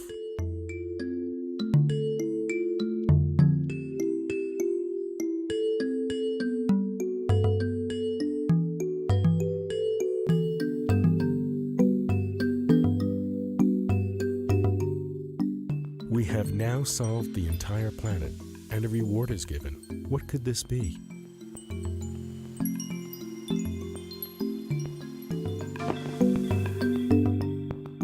A kalimba. Each time you solve a planet, you are rewarded with a musical instrument, effect, or musical modifier. We can now jam along with the music from the planet, and by pressing the R button, we can record a short loop.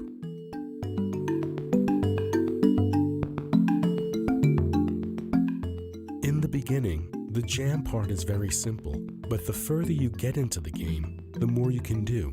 Let's jump a bit further into the game.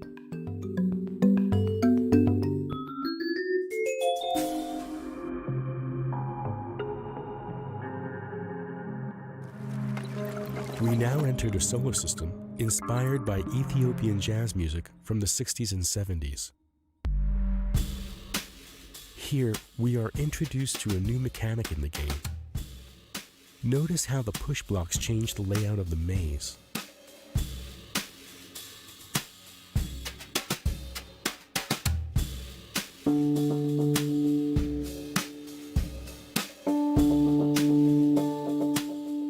You should also be able to hear how the instruments and musical scale is different from the other world.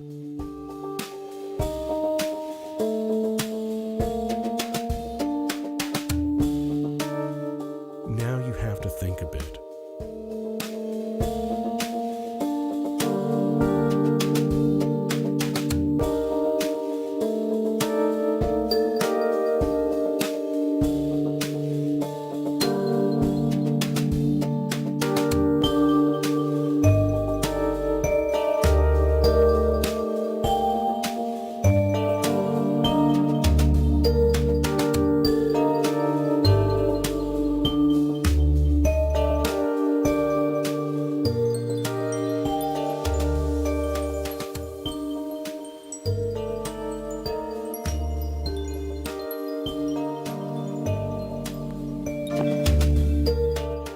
We unlocked a vibraphone. Now we have 3 different instruments to jam with. Let's try to make a small improvisation on top of the music from the planet.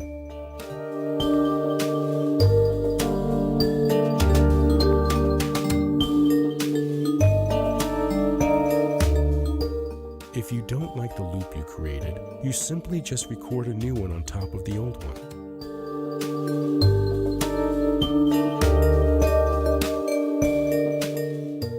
Not so bad. Perhaps we should get back into puzzle mode.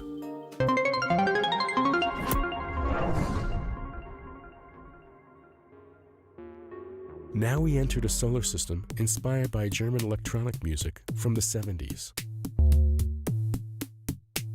In this solar system, you have teleports in the maze.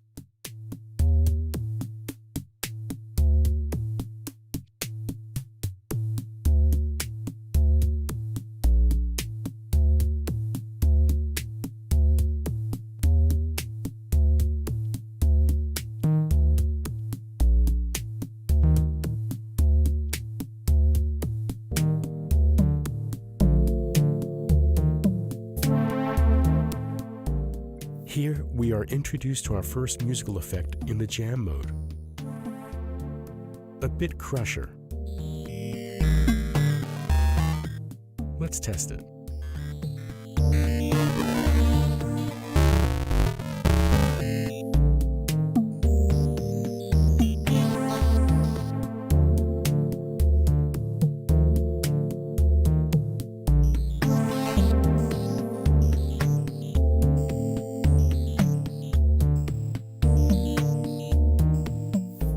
If you feel like it, you can also mix the genres and play some instruments from the other solar systems.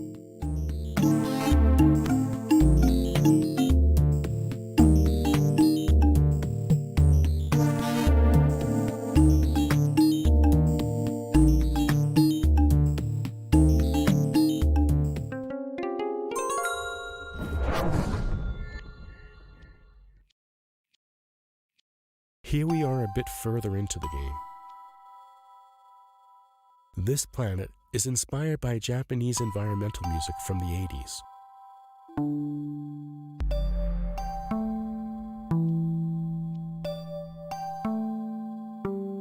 As you can see, a lot of new mechanics have been introduced.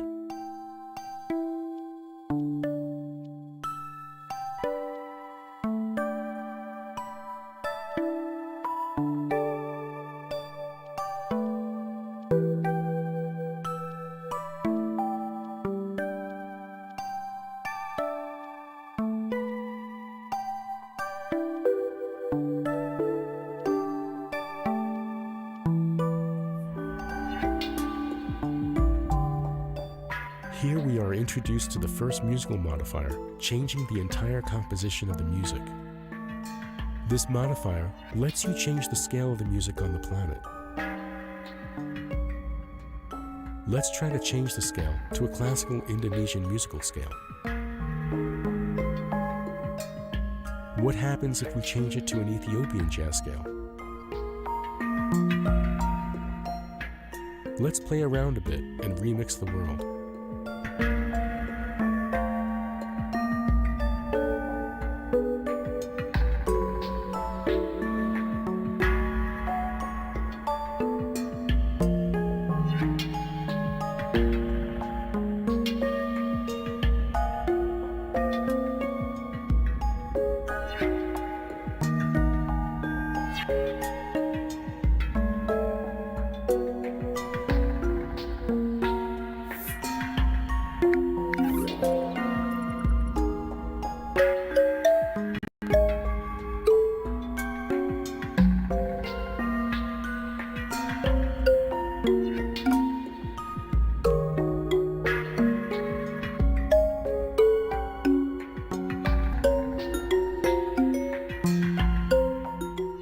We hope you liked what you saw. The game is still very early in the production, and we still need some time to finish up the game. Please wishlist the game if you want to know when the game is released.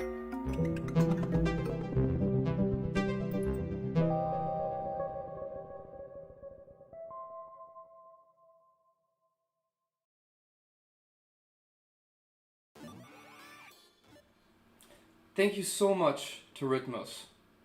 Now, this next title is actually a sequel, and both of the titles have actually created a legacy in the roguelite genre.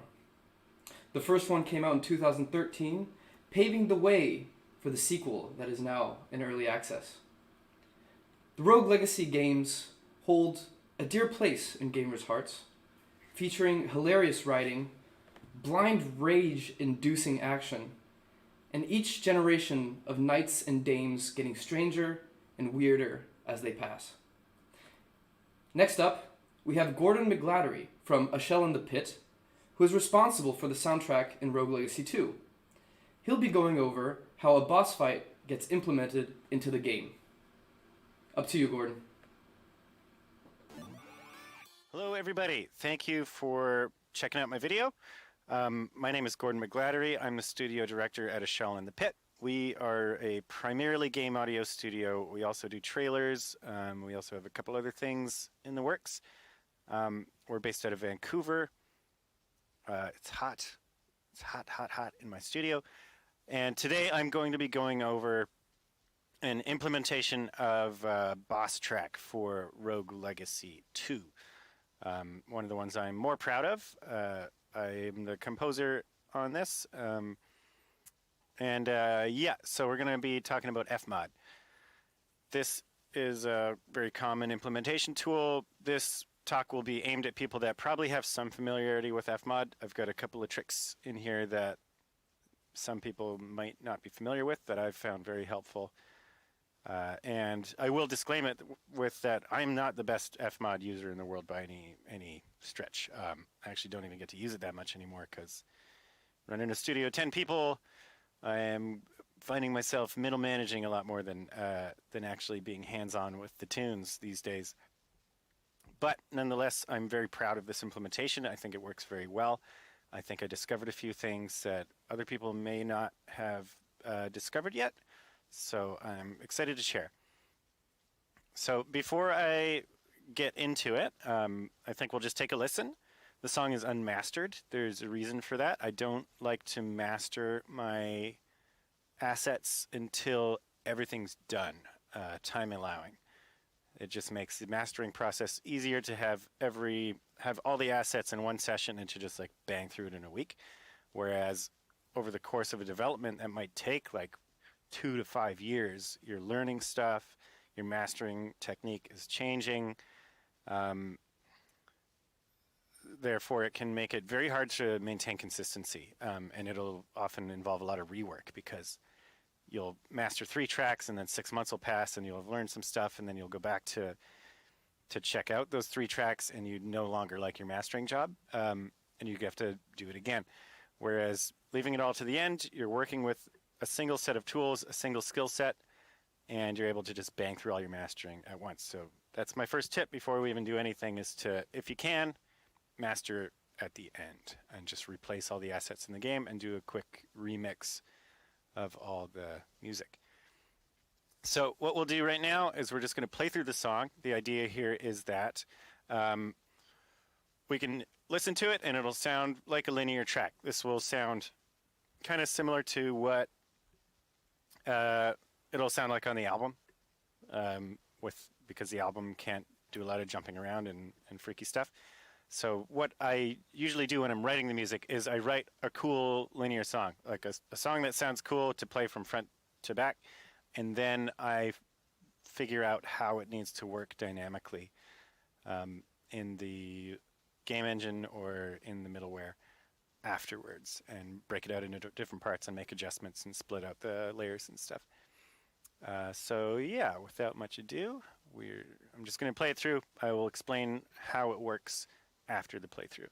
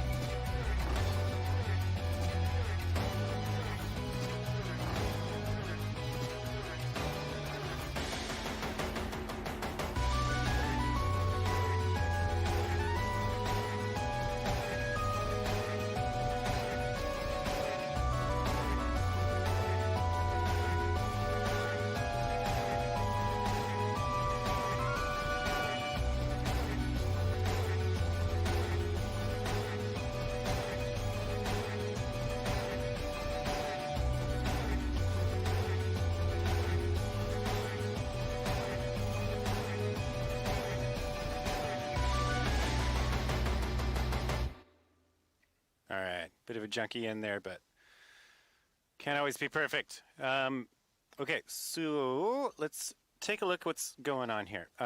So I think the first thing I want to explain is how my audio files are housed, because this is my most important trick. I think this is my most useful trick that is my own discovery that has helped me out a lot, both on the implementation side and on the rendering side when it comes to bouncing stuff out of the DAW.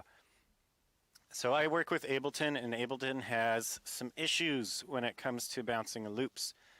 If it's a loop with a lot of percussion, it tends to do it very well. But if it's a more just harmonic only loop, like if it's a synth drone, it is really bad for adding ticks. It's not very good at outputting perfect loops. So I've discovered that with Fmod, I am able to not have to do that, just not have to export loops out of Ableton whatsoever. So what I export is files that they're just one shots really, and then they'll finish up, and then I just let them have a nice tail on them, and then I put them in these nested events. So if you right click and you go add event instrument, that gives you a nested event, and you can put audio files in that. There's lots of stuff you can do with that, but I'm using them very simply right now. So what I do is I put them in a nested event. I make sure that the nested event has a ADHSR on it, so that it starts with zero attack, but that it has a little bit of a release. And the reason I want it to have a little bit of a release is because I want it to re-trigger.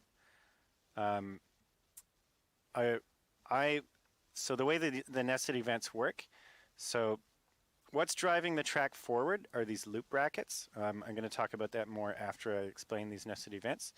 In Fmod, if you have a nested event and you have it straight to the end of the loop bracket here, it will not re-trigger. So it'll only play the sound inside here once, and then when it loops back around, so it hits the end of the blue bracket, goes back to the beginning, not for this one, but for say this one,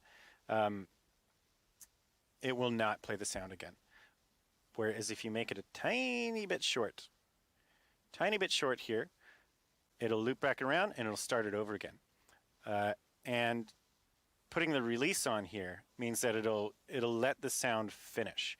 So it'll let a bit of this tail play after the last beat. So the last beat, where that blue bracket hits, is probably right here, right there. So the blue loop bracket is landing right here on bar 33, and it's going to play right now 1 second of this. It's going to fade out. It's going to fade out down here. So that allows it to sound like a perfect loop. So it is looping perfectly. There's no risk of ticks or clicks whatsoever. And I never have to bounce a loop out of Ableton again. So I'm very excited about that little discovery. It's been super handy. I think it's possible that you don't even need to use I think you may not even need to use those nested events, but that's just how I've been doing it. So I think you could actually use the files, and that would actually make testing easier. I just have to try it out. I haven't had to do another song that requires this in a while. So I think the next song I'll do, I'm going to try it out, because you can add an ADHSR just right onto the file on the track. So that might make it actually quicker, because when I drop the cursor in the middle of an event, it starts the event at the beginning. And that means if I want to listen to an event, I have to start it, I have to listen to it all the way through. Where if it's just the file, I can drop it in the middle of the file and play from that point on. Anyways, getting into the weeds a bit already. So the first things I want to point out are what exists here. So we've got our main track. So this is the bed. There's quite a lot of content in the main part, because I don't really have rules as to what I include in there. The only rule is that the main bed is not contributing to dramatic progression. It stays the same throughout the entire song. Whereas all the other tracks are doing something to contribute to dramatic progression, or they are one-shots that I only want to play once, that I don't want to repeat if it loops over again. So we've got our main track, which sounds like this. And then I've got all my percussion broken out, and the reason the percussion is broken out is very important. Mainly in this song specifically, the percussion is really what's driving it forward. A lot of the other stuff is quite repetitive, and the percussion is what's making it evolve the most. And percussion is very powerful at doing that. And then I've got some rhythm guitar stuff, which it changes up quite a bit throughout the track as well. I wrote this song a long time ago, so I'm going to be a bit rusty on some things. And then I've got some leads. I've got 2 tracks of leads. And you'll notice with these ones that they go all the way to the end because I only want them to play once. So they go all the way to the end of our loop brackets so that when they come on, they play once. Because if you got a loop going and then it plays the same solo every time, it just becomes a very obvious loop. And then I have some crashes. I like to break out my crash cymbals because they're the best way of covering up maybe a bit of an awkward change. I like putting crashes on every new section that we're going to. And they also go all the way to the end because I don't want them just repeating every time.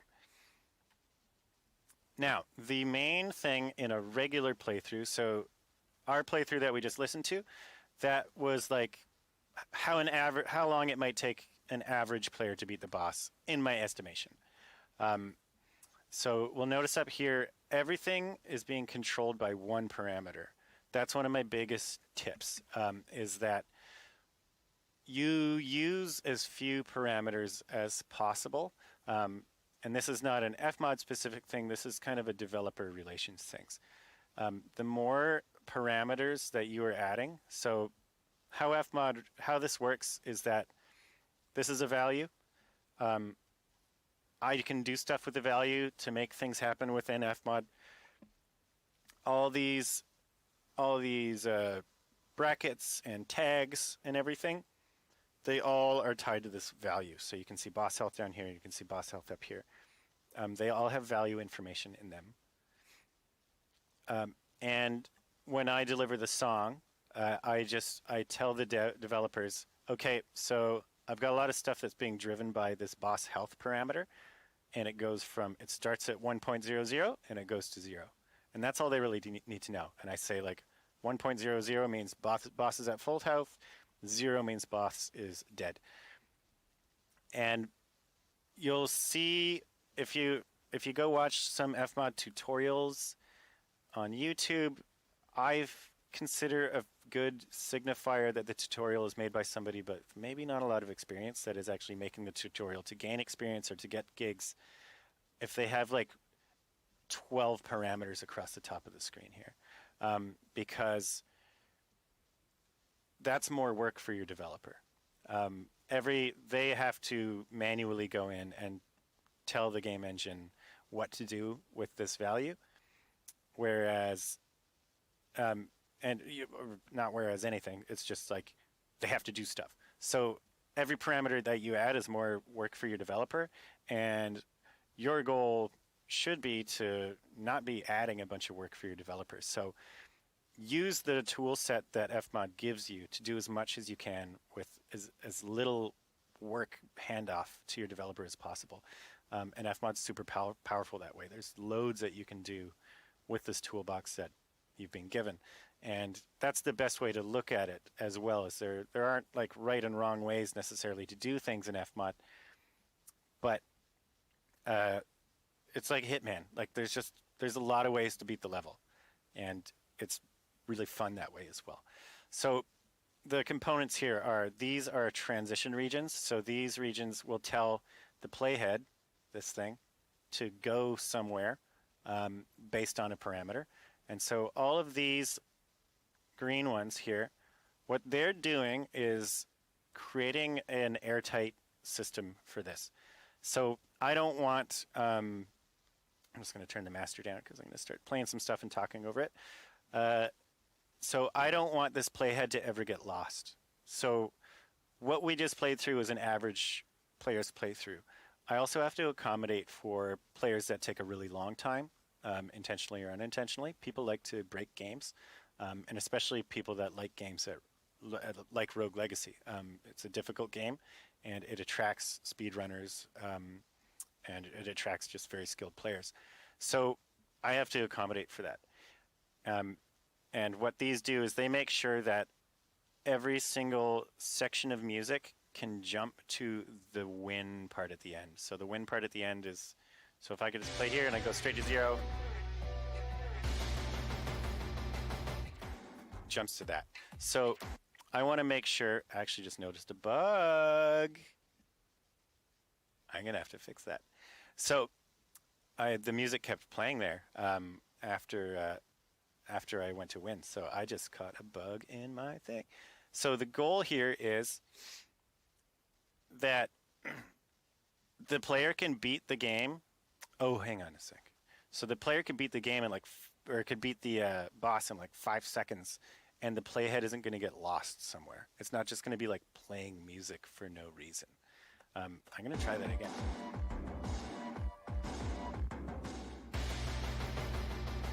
Okay, didn't break that time. We'll go to 100%. Boss is dead.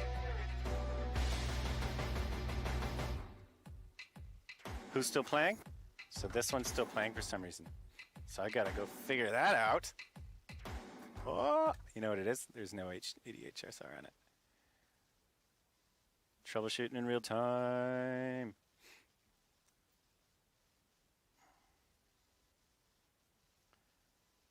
Okay, I'm not going to test it right now. We're not working. We're doing a talk. So you want to create an airtight box, basically. So we don't want what just happened to happen. We don't want the cursor to get lost. So, and that's also a good. This is a good time to explain. So let's test it again, because I can explain what's different between Fmod and traditional DAW like Ableton or Pro Tools or Reaper. So we've got our main cursor here. And then you can see we've got all these other cursors that are playing inside these nested events. So it's like running on multiple timelines, which can take a while to wrap your head around, but it is super cool as well. Let's see if I fix the problem. Yeah. Okay, so I fixed it. So that's cool. I'm not going to get deep into explaining that because it's just kind of hard, and you just have to play with it to figure it out. So I've got these things. My green guys here, they shoot. Their only job is to shoot everything to this win tag. So you beat the boss. So you can beat the boss in 5 seconds, it'll go to the win tag. You can beat the boss in 30 minutes, it'll go to the win tag. And it's not going to get lost anywhere. It's not going to be playing music for no reason. And then the main thing that's driving the music forward in a regular playthrough is our loop brackets here. And so we can see that the loop brackets also are using the boss health parameter. And as we progress, the boss health gets lower. And what this means is that these are going to continue looping until the health gets. So this one that we have highlighted here, 80 to 1. I'm not going to say the decimals. I'm just going to pretend these are percentages. So 80% to 100%.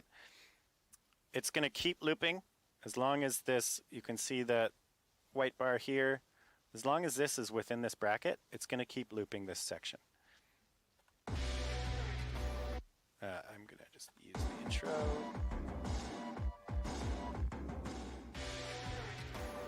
So as long as it's in here, it's going to keep looping.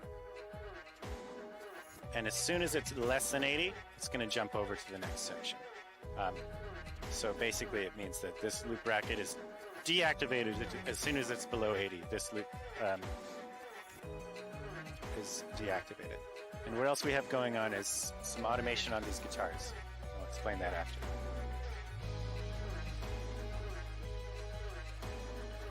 So we went below 80, we're moving on to the next section.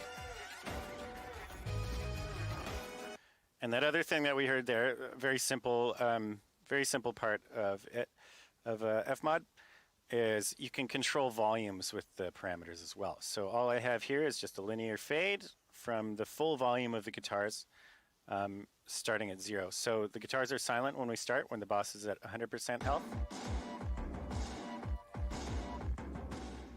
And then as the boss loses health, this is the volume of the guitars coming up.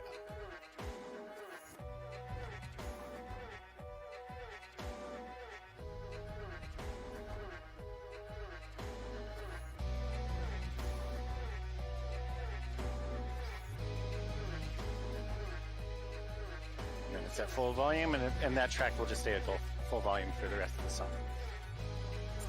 Yeah, nothing too fancy, but effective. Probably one of the most effective tools. Okay, we're actually getting pretty close to the end here. So I did want to talk about how one of the weird things I have going on here is I've got this bass track, and you'll notice that this nested event is twice as long as these ones, and it's actually twice as long as these loop regions. And I think this is like one of my better things I've done, as far as making it not just feel like a bunch of loops that are skipping between each other. So this is, yeah, exactly double the length, and that means that we're playing through. This will play, and this long one's going to play all the way through, and this long one has like different stuff going on the second half, whereas these two are just going to loop. So it makes it sound like everything is this long. I didn't have it set to, didn't have a loop in there. And it's just a nice little touch to make things sound a little more natural. I found it super effective. So we can kind of hear, we'll see if it's noticeable, but.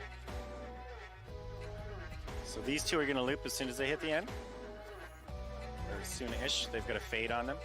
And this one's gonna keep playing through. So it's actually, might actually be 4 times as long.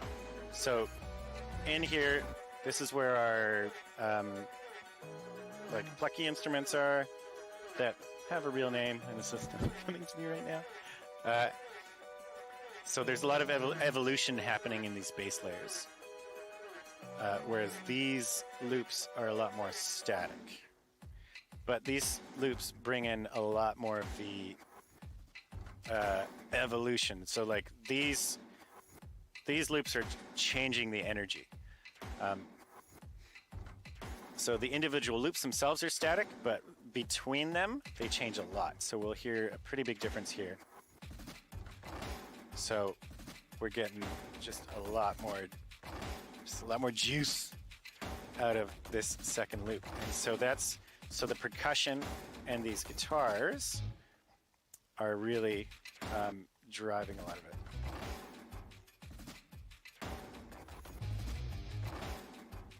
So if we jump over to the next one, and then in between them, I have these transition sections as well.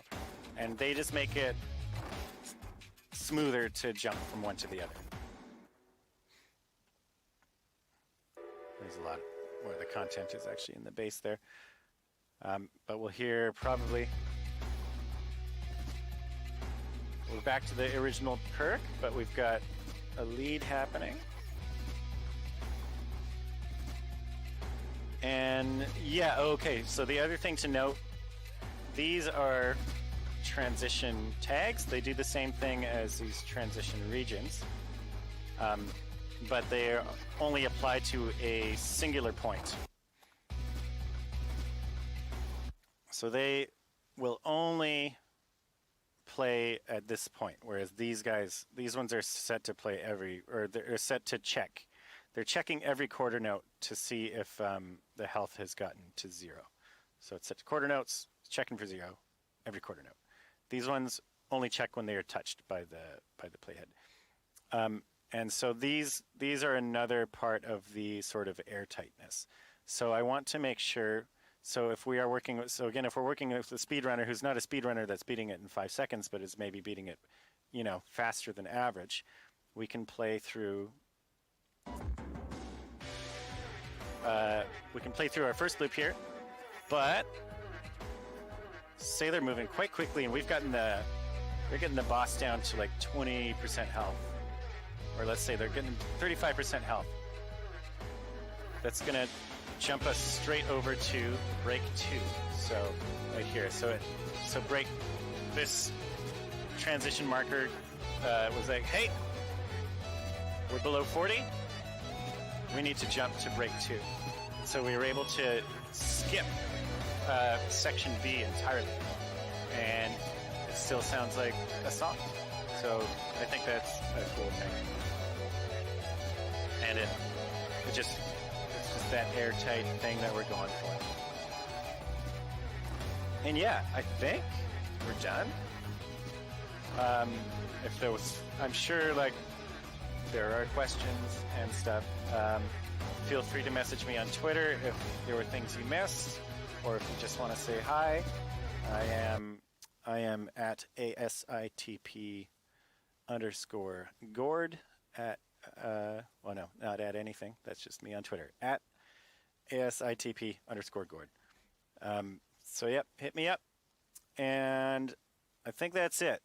Thanks for watching, and I hope you enjoy the rest of the videos. See ya.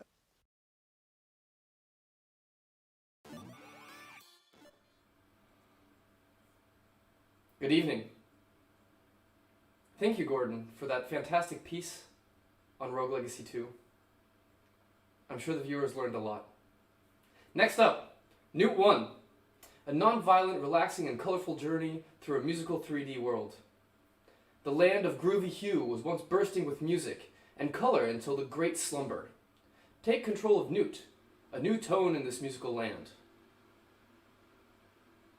And now we are going to Dev, one of the 2 developers behind the game, and he will be showcasing some gameplay as well as how the music works. What's up, everybody? This is Dev. I am the president of Code and Noises at Devinari, a little 2-person development studio here in Minneapolis, Minnesota. Newt 1 is our flagship product. It's our first game. It's available on all major platforms, and it's been out for a little bit over a year, and we're continuing to support it, and we're even working on a DLC thing right now. But one of the main things that I believe makes the game special, of course I think this, the programmer on it, is, and the musician, is the music system. So what I'm going to do today is really just kind of talk about how the adaptive music system works. I think it's pretty simple, but it's very effective in getting done what it is that it's supposed to do. So we'll hop in here and we'll take a look at one of the very first levels, because we can kind of blast through it quickly as an example of what the basics of the system does. Because one of the main things that we do at our little studio is we're really focusing on making non-violent games, and not just games where you don't kill, but games where you're actively non-violent. So you can see here when you start a level, actively constructive, I should maybe say. So you can see here when we start a level, it's dark, it's nighttime, there's stars everywhere, there's this deep, dark, droning noise that is offset by the sound that it makes when we bring something to life.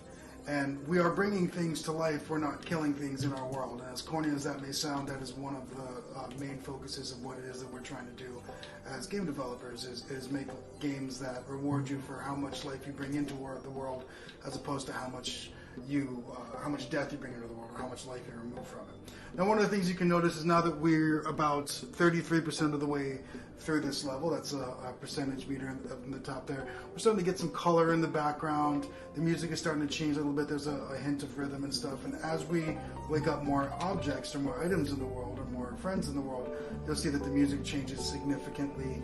And that's all happening in real time. There are categories of stems that are being mixed in real time against the drone noise, and that is all happening as a function of the progression through the level that the user has done so far. So what we can see here is I'm about 2/3 of the way through. The level is starting to look very colorful as opposed to the darkness that we were experiencing before. The music is starting to really pick up now that I'm about 3/4 of the way. I missed that platform by just a moment, so I'm going to have to go back around. But definitely the music is starting to really pick up now that I'm about 3/4 of the way through the level. And very soon we'll start hearing like kind of more pumping rhythmic features like the drums, and the level as we get to completion should feel very different than it did at the beginning. But we wanted that progression to not be jarring ever and really have too much excitement with it. We wanted it to be a very steady experience of progression throughout the levels, which includes both how it's progressing visually and colorfully, as well as musically throughout the levels. So those are one of our main focuses. I should mention that for me personally, it was really a mix of the Mario 64 journey that I was going for with the game. I'm in charge of the programming, the music, the high-level game design, and Ari does the level design, the art, and the storytelling. I think he did a spectacular job with all of his work. And one of the things that I think really helps it pop is his use of colors is really strong, but I don't think it's really garish. And one of the things that helps it shine is starting off a level looking as dark as this, and then slowly revealing it. Now I just received the wings, which, as we see here, deposit kind of like pixie dust as you're flying around, and also has this level of tones that happens on top of things. I'm going to hit the M key here. I added this specifically for this talk. It's a new way to represent the volumes of the stems that are happening in the game. And I'm going to keep it in actually for the DLC. I think it's pretty fun. So you can see here this volume bar for the drone is really high. We're very early in the level, 7%. So it's still the majority of the music tones is the drone. At 7%, a little bit of the percussion is starting to come in. The other groups of the stems are the melody, the harmony, drums, bass, and the accompaniment. So those are different for each world. And you can see there's this big spike that's happening on the far right, and that's the touch sound. So when I touch something, it actually is basically fading in and out. It sets a target volume for something and lerps towards it and away from it. And what that actually does is plays an arpeggio or an arpeggiated version of the current chord or one of its related chords on top of whatever is happening. So the drone itself is really monophonic, and it's kind of just following usually just the roots of like the harmonic rhythm, and then that gets built on top of, as you can see here first, with the percussion and the accompaniment. And then as we progress, we'll start seeing the other bars start pulling up. So we've got this sound that is the drone that's following the basic root notes, and then the touch is arpeggiating on top of that, and so is the wing sound. So the float sound tends to be usually very high and bright, and the touch sound is usually a little bit more high mids for each level. So we're starting to see the basses coming in at about 35%. We've got a good amount of percussion, a good amount of the accompaniments. So it's still feeling kind of sparse. The main like musical motifs, like the melody and the harmony, are still pretty low. The melody's coming up on probably about 40% now that we're about 40% through. And as I mentioned before, the drums tend to be kind of the driving rhythmic centerpiece. So you'll see those still at 0 come in much later. They're the last to come in. I think they started coming in like around 80% or something like that. So there's a pretty simple equation for each one of the groups of stems that determines what its volume level will be. We're at 60%. We're just starting to see a sliver for the drums. What its volume level will be at any point in time based on the progression through the level. So this is a new way to visualize this. I literally put this in today kind of for this talk, and I'm pretty excited about it. I'm going to keep it in for the DLCs. We are working on a series of DLCs right now that we're calling Speedrun Edition. So we're releasing 5 levels specifically for speedrunners. The music system for those is a little bit different. We've seen speedrunners beat some of these levels in like 13 seconds. So we're not focusing as much on the adaptive music for those levels, but there is a bit of a secret that I'll show you in a moment that is music based for the new coming DLCs. We can see now we're at 90%, and we are getting pretty strong with a lot of this music. There's full melody, full bass, close to full harmony. The percussion is pumping. We'll probably finish this at about 99% and get out of this level. So you can see how different the volumes are for all of these by the time we get to the end of the level as opposed to the beginning. And again, it's really just fading the drone out, which I believe is pretty much a parabolic curve, as these fade in, and they each have their own really simple equation that determines their volume at any given level of completion for the level. So the next thing that is going to be added is right here. It's called Mixer Mode. It's going to be brand new in the new DLCs. And what it does is, we can see here, it's a very similar kind of interface. It looks kind of jumbled up. But what I'm doing right now is I'm taking the melody, and the left stick allows me to change its volume, and the right stick allows me to change its pan. So we can actually go ahead and remix. This is the drone. I'm going to take the drone, put all the way on the left, turn it all the way down. This is not a final interface by any standard, so we'll pump the bass all the way up, keep it in the middle. Let's have some really strong bass and drums kind of in the middle, and we can remix our music, and it works with the different music for each of the different realms in the game. This is going to be in the DLC that's coming out that we're calling Speedrun Edition, and this is Speedrun Edition Volume 1. There's going to be 3 DLCs coming out in the next couple months. We're going to release 5 levels in each one, and I will continue to iterate on this just kind of for fun. After that, we're going to be moving into support mode for Newt 1, and we're already starting to discuss what our next project is going to look like, but we're going to move into the prototyping stage for the next, probably for about the rest of the year before we start, maybe around holiday time we'll probably start development proper. But this is Newt 1. We're very happy and proud of our little game, and would love it if you would check it out. It's a little over a year old at this point, so it's kind of going through the sales cycle, so it's usually on the price of a Frappuccino or something like that. You could scoop it up. My name is Dev. I am the president of Code and Noises at Devanari. I'm very easy to find online. I'll put my contact information on the screen.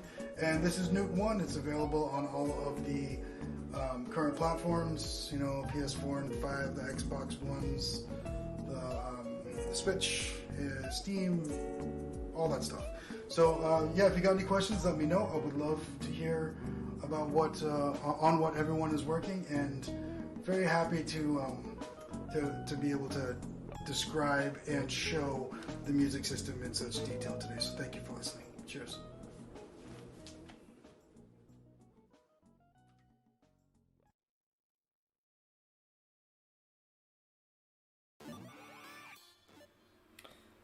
Welcome back, and congratulations, you've made it to the finale. And if you're just joining in, no worries, we'll be uploading the full VOD to YouTube later tonight. Do you know what this character is from? Maybe what game? What developer? We have a very special feature tonight. Creaks by Amanita Design. The soundtrack is by The Hidden Orchestra, and they've provided us with a complete breakdown of how they make the tracks for the game. The piece you are about to watch has been in the works for quite some time, so I will leave you with it.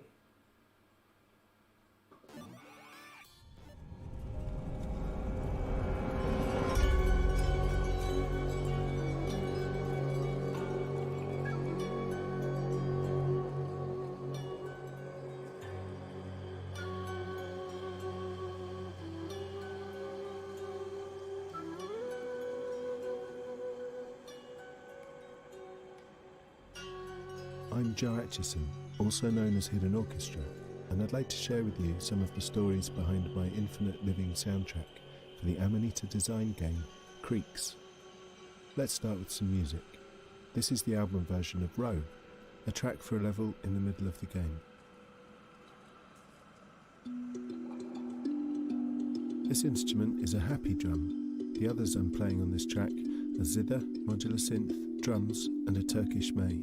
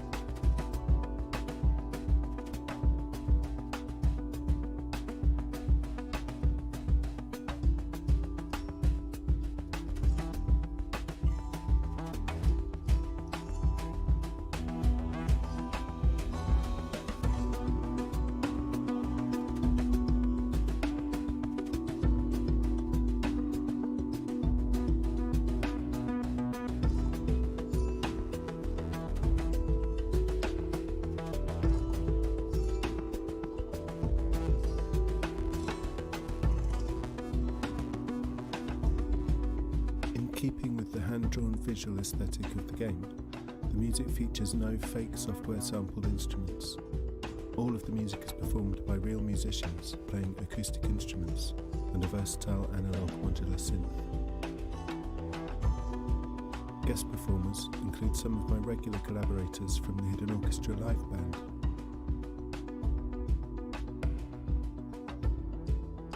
Most prominently featured are two of the newest members of my imaginary orchestra, cellist Rebecca Knight and clarinetist Jack McNeil. I'm playing over 20 different instruments myself, from zithers, piano, wind instruments, drums and basses.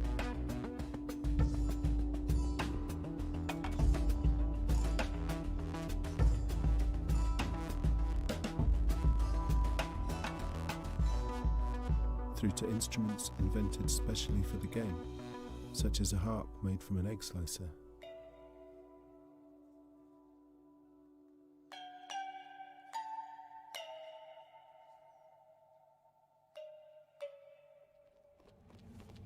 This is how the egg slicer sounds in the game, where it is used to represent the librarian character.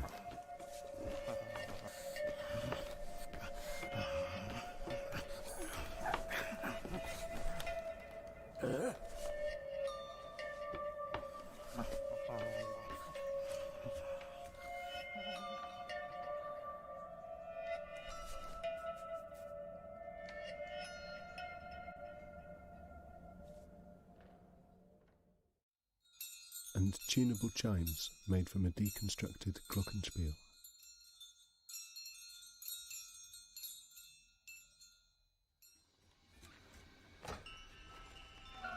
Layers of pitch-shifted chimes are used to create big ambient bell soundscapes.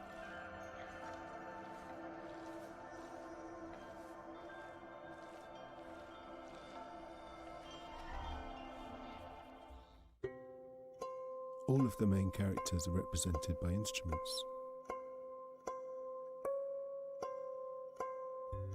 Here are 4 of the zither-type instruments I used, which represent the main hero character, and so appear in almost every level. They are used for jingles and melodies, as well as special effects and beats.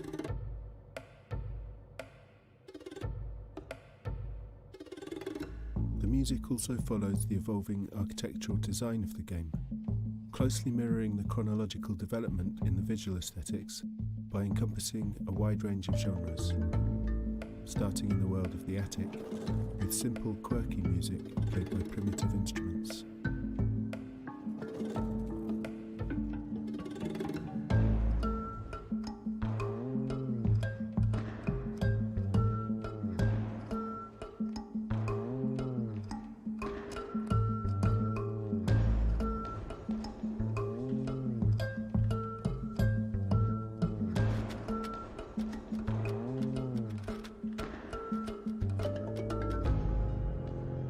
Through towers, a Gothic Baroque world of bells, choirs and organs.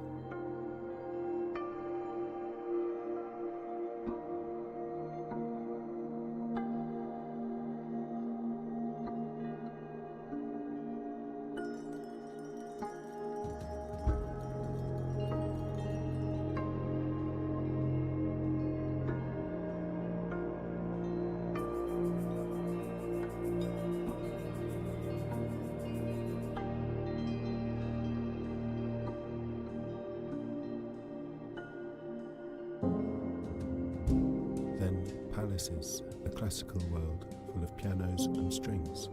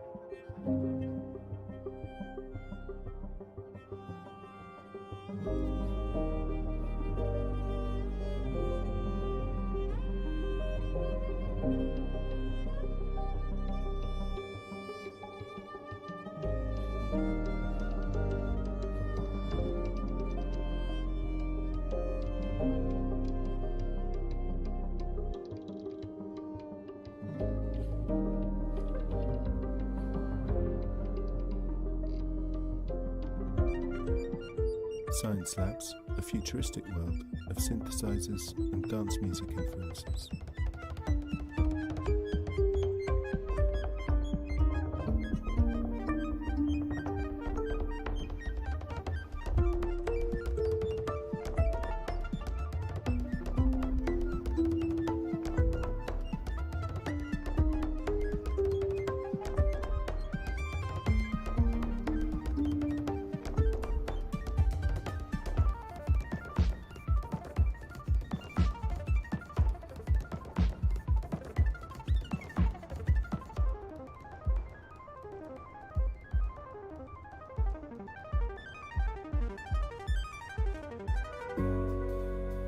Basement, a noir underworld filled with moody bass clarinet and jazz-tinged percussion.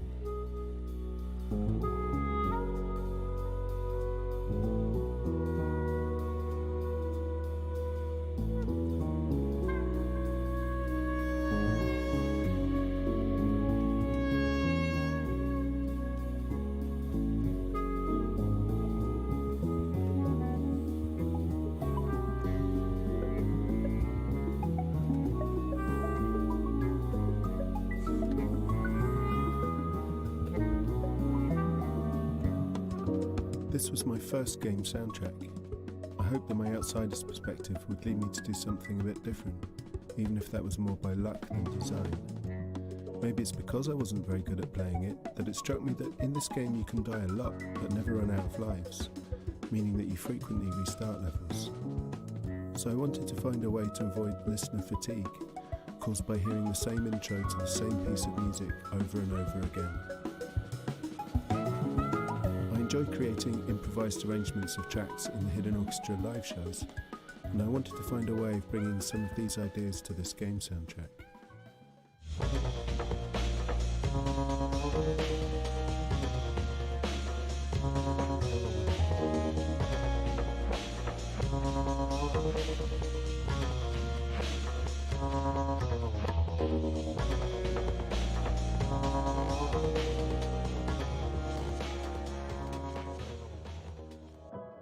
I told a friend who is a game sound designer what I wanted to do, and he introduced me to software designed for adding sound effects to games, which also has powerful tools for creating adaptive music, Fmod Studio.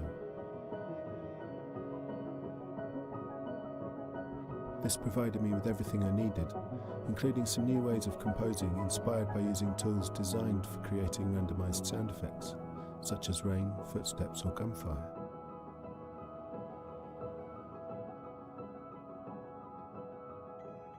Each of these blue boxes contains a playlist of variations on a melody, rhythm, or other instrumental part.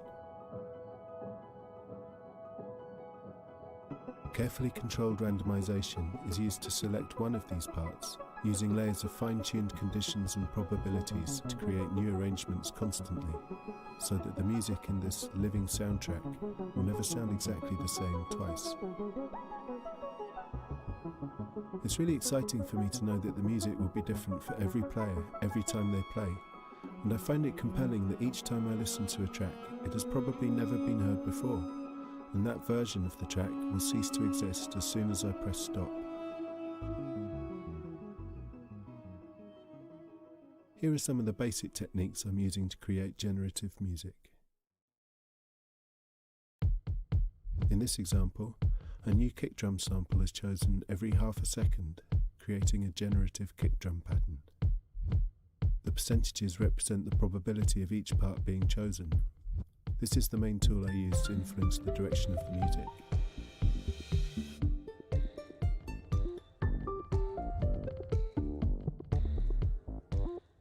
The same principles are being used to choose all the different sounds in the track.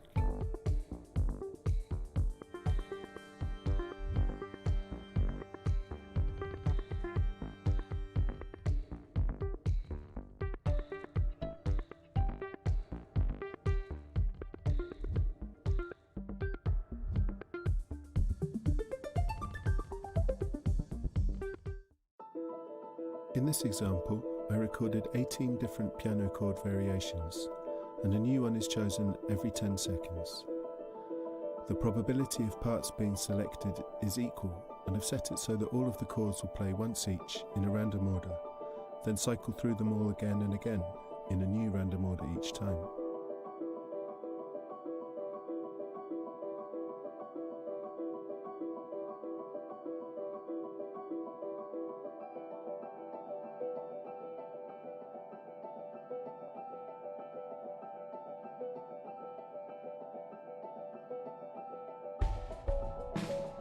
Drums join when you have half solved the puzzle.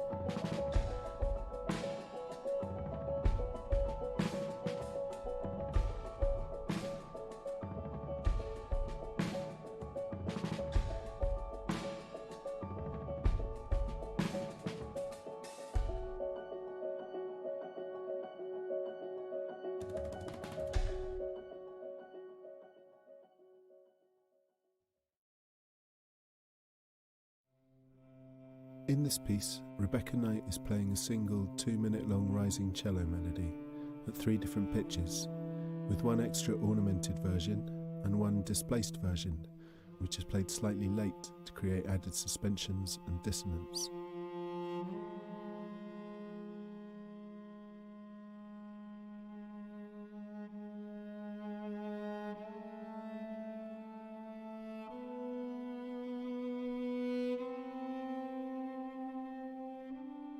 Every 40 seconds, a version of the melody, or silence, is chosen according to carefully set probabilities, meaning that there are usually 3 cellos playing once the piece has got going.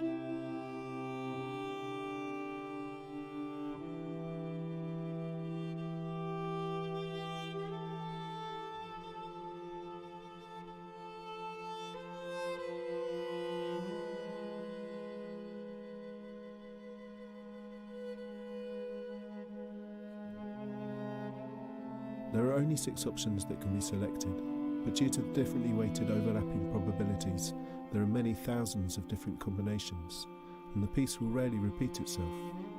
For example, with the silence option at a 7% probability, and it needing to be selected 3 times in a row for all the parts to fall silent, it means that every 40 seconds there is roughly a 1 in 3,000 chance of total silence for 40 seconds.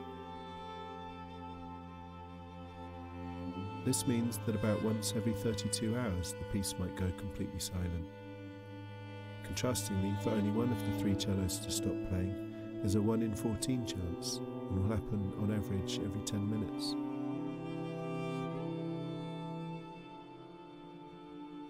So not only can a simple canon like this play infinitely without directly repeating itself, but the next time you play it, the chances of it playing the same way are almost 0.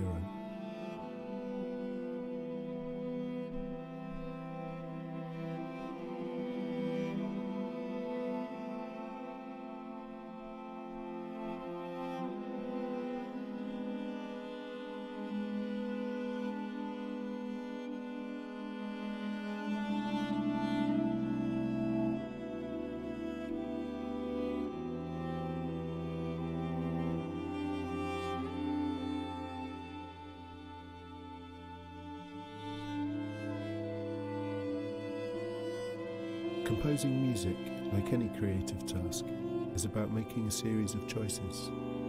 You reach a fork in the road and choose a direction to take. For every choice you make, at least one other option remains unexplored. Perhaps there are parallel universes where all of these other compositions exist.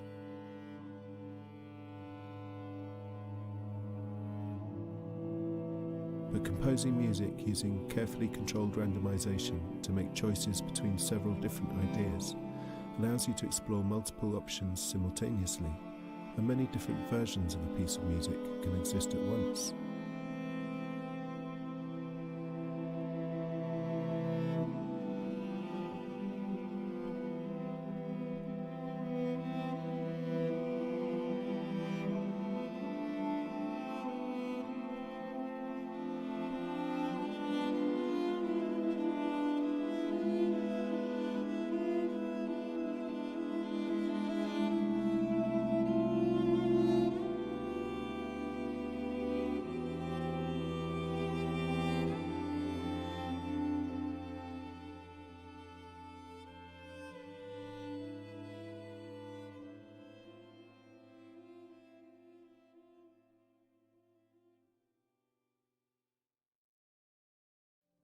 The music is also adaptive.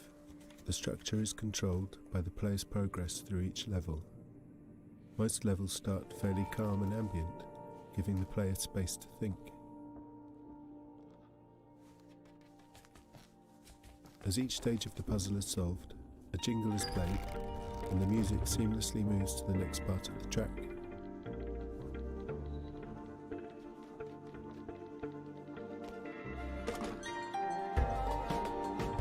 Gradually, the tracks build and develop until the final solution of each level, at which point a beat is often added to create a celebratory moment.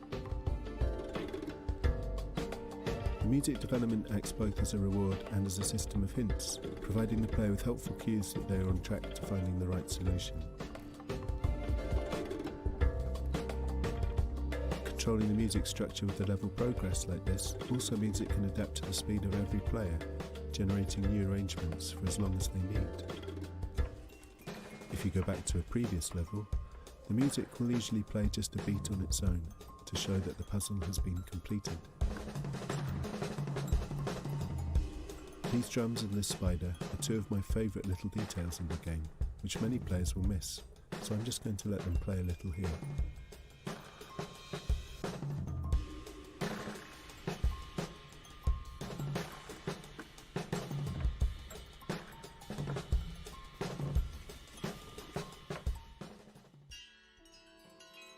A good example of the generative music can be heard by repeatedly entering the main menu.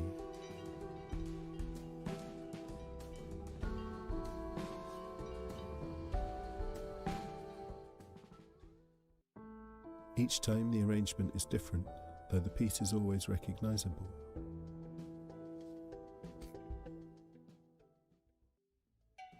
Although it can play infinitely, it is not just one long repeated loop of music. In fact, there are 10 instruments, each with numerous variations. The whole arrangement is randomised every 40 seconds.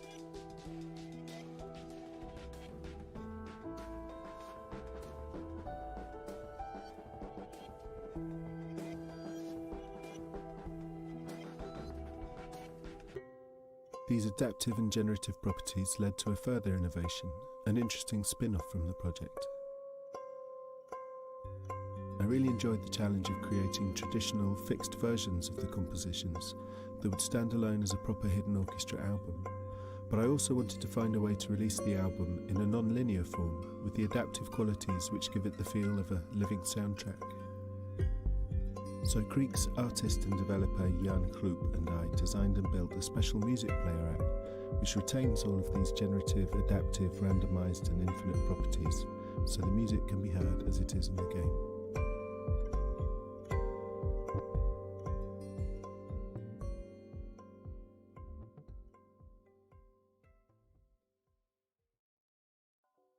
You can choose a preset and then simply allow the app to play you a new version of the album. Just like listening to a record, except it sounds different every time and has no fixed duration. This clock counts down to the next automatic progress change. You can change this setting at any time using the wheels below the clock. When the hand reaches the 12 o'clock position, the music is triggered to move to the next section of the track.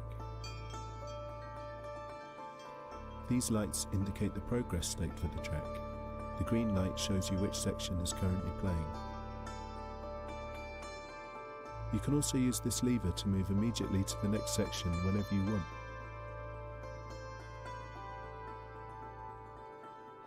These buttons allow you to change track at any time.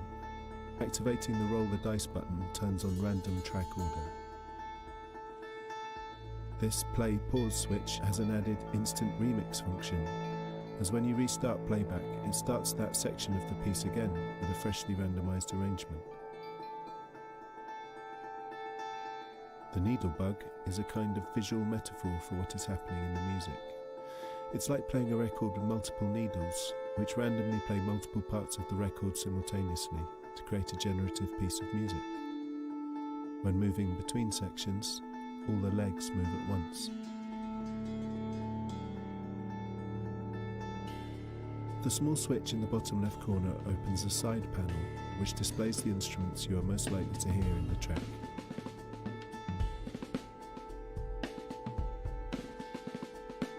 That's it. You can simply select a preset and let the app do its thing, and at any time you can choose to interact with it. You can listen passively, set it to long or epic, and leave it running in the background while you partake in any other activity. Or you can engage with it actively by adjusting the duration and choosing when you want to progress through the structure. You can even set the timer to 0. The clock hand will stop moving, and the section you are listening to will play until you press the lever. The music was designed to be an atmospheric backdrop to assist creative thinking and problem solving. My personal preference is usually to select the long preset, turn on random track order, and see where it takes me.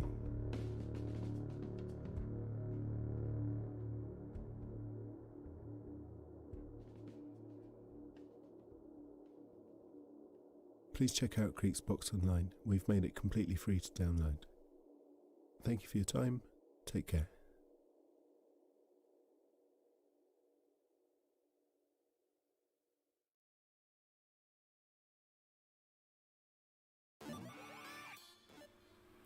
Well, everyone, you've made it.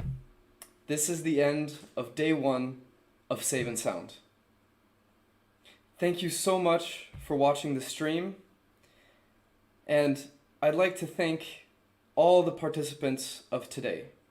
So, to not miss any names, Chris and Jordy from Everhood, the Super Weeks and Team Laserbeam for Teenage Blob, Jesse and James for Spinch, Jonas Turner for Atomic Crops, Steve London for Star Renegades, Daniel for Kathy Rain, Enrique for Call of the Sea, Bea, Moha, and Edu for The Longest Road on Earth. They just released their game today, so make sure to go check that out on Steam.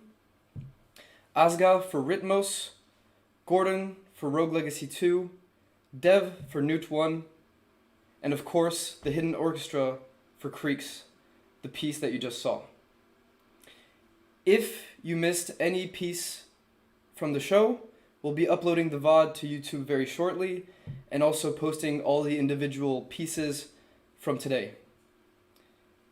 We will see you tomorrow at 7 p.m. CEST, right here on Twitch, YouTube, and Steam broadcasts. If you would like to know more about the lineup, you can go to saveandsound.io. And, well, see you tomorrow.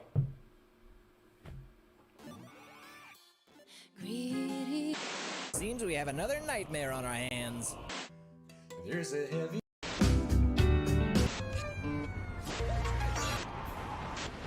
Involvement.